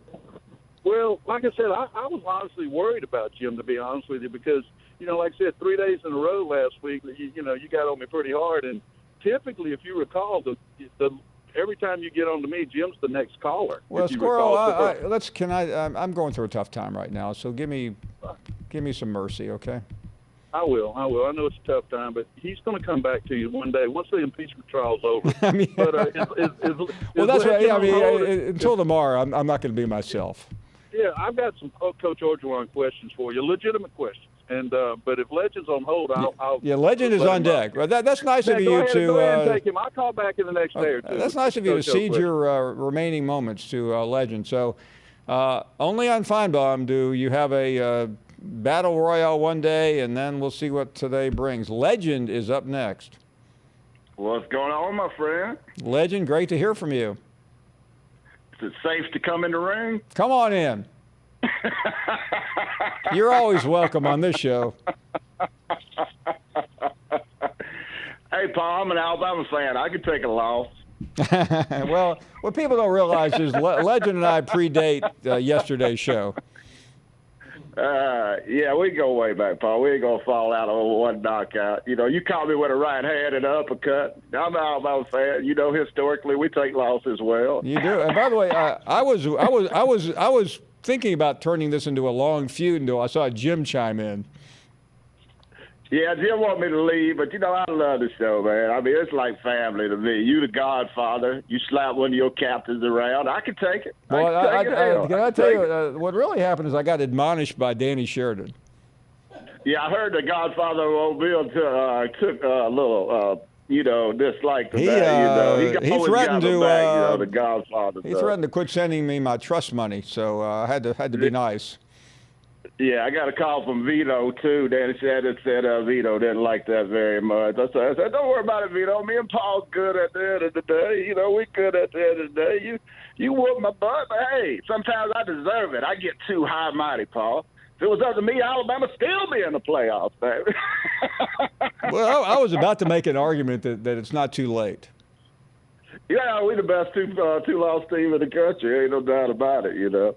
I mean, you know, it's been a bad year for me in football, Paul. I'm an Indianapolis Colts fan. Oh, my Yesterday was goodness, really that's bad. terrible. You kicked my butt. Then New Orleans turned around and spanked the Colts last night. I said, man, this is a bad day right here, boy. And let's get his butt whooped on every corner. Every corner. That's all right. I'm an Alabama fan. I can take a loss. You know, Paul, it's funny to me every time I call, here come Iron Man with his big mouth. You know, I've met a lot of pricks in my life, but that dude's a cactus.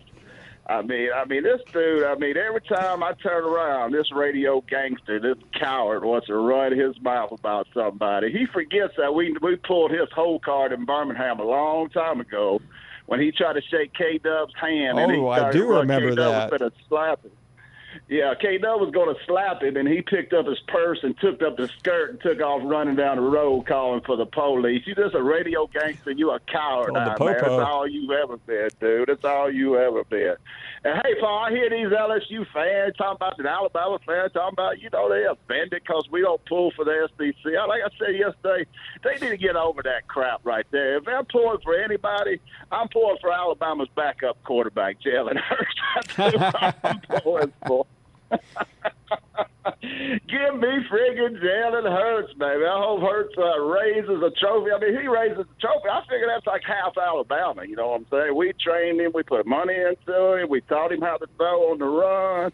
I mean, if he wins that thing, I feel like that's a half a title for Alabama right there. And, hey, Paul, tomorrow's that day. You don't like me talking about it, but 25 first-round draft picks, baby. You're right. Tomorrow's the day for Bama. Hey, Legend, thank you for calling. Tomorrow. Always great to hear from you. And tomorrow is National Signing Day, and we'll have coverage all day. What a day, highlighted by so many great guests, including the HBC. Guys, I don't know about you, but it's always a treat to hear from Steve Spurrier. Love talking to Coach Spurrier. Love hearing what he has to say. He's a legend. Right. I mean, I wish Coach Spurrier would come on like once a week and just give us. Well, he's got his own podcast. Yeah, you have to subscribe to get Spurrier once a week. Come on now. Then subscribe to the podcast because it'd be worth it. But Paul, this decade thing, what do you think? 2 days in, kind of having fun with it. Are we doing all the teams? Yeah, tomorrow's a big one. We 14 teams. Coincided. Brams and I figured that the best way to talk about Alabama and the decade of dominance would be to do it on National Signing Day to continue the dominance. So and Cecil's right now, join Alabama us. is #1 in recruiting, and they will very likely get a signed commitment from the player out in California, who's the #1 dual threat. A couple of other players are still out there. Keep your eye on how a couple of schools close tomorrow, especially LSU, Alabama, and Clemson. Yeah, those are the top programs right now. So that'll be very interesting. It'll be fun. Are you saying it'll be a historic day tomorrow in many ways? The Bama dynasty's not over? No. Well, we'll see. We'll have to wait. We'll have several recruiting analysts in studio tomorrow, including Legend and Squirrel. I love it. It'll be great. But not only that, it's not just going to be Bama tomorrow. We're also going to talk Tennessee. Coach Pruitt's going to be on the show. Yeah, Coach Pruitt. He is? Yeah. Live He's and going to join us color. early in the program. He's going to tell us how the recruiting class shaped up and how they're going to take down Bama next year. and become the first assistant coach to do so. Benny Snell. Someone's got to. Benny Snell will be with us. Yeah, Yep. we're going to talk Kentucky. Everybody's their favorite. decade. Maybe Mark Stoops. And we got a big show on tap tomorrow. I'm glad I decided miss it. to come to work this week. Right. Don't miss it. Who said the season's over and it's leading to a slowdown? Right, It's not over until we tell you it's over. Right, we're going as strong right. as ever. You know, on this show, the season lasts 12 months. And then the Friday is our Christmas special. Yeah, Archbishop will call Archbishop Marino Can't wait. will say a special prayer for Legend. in. And remember, I wish we had the tape of it, but Jim from Tuscaloosa about 5 years ago called up and tried to debate the Archbishop on the canon law of the Catholic Church. Must have been incredible. What a moron.